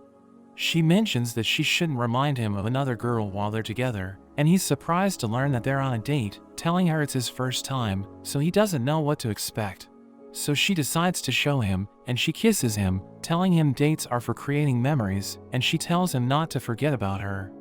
That evening, Bam watches everyone as they celebrate, and Kun notes that he doesn't want to leave them, but Bam tells him they will meet again once everyone reaches D rank. He mentions that he's disappointed, because he didn't meet Urek, but Kun notes that they will run into him once they get stronger. They visit Horang, who's still asleep, and Sophia mentions that he has lost his powers. She thinks Kasano took it away, so Beta notes that Kasano is stronger now, thinking he's strong enough to defeat Bam. Beta thinks they need to find him, and he adds that he's worried about Emily, as Sophia reveals that she's a self-aware ignition weapon, who was convinced that she was still human. But Kasano removed her protections, so Beta thinks something terrible will happen if she awakens. Kun asks Warun where they can find Kasano, so she tells them to go to the D rank test on the 35th floor, saying they will find him on the Hell train. As they leave, she tells Bam that Jinsung has a message for him, telling him to get stronger if he wants to find happiness, and deliver a blow to the higher-ups who made him suffer. Kun notes that he has heard about the Hell train, saying that only a handful of passengers make it to the end alive, and Bam tells him he has a request. Kun helps him cut his hair, and he tells them it's time to go, but he's glad to be climbing the tower with his friends again. But that's where this video ends. Remember to like and subscribe to the channel. Thanks for watching, and I'll see you next time.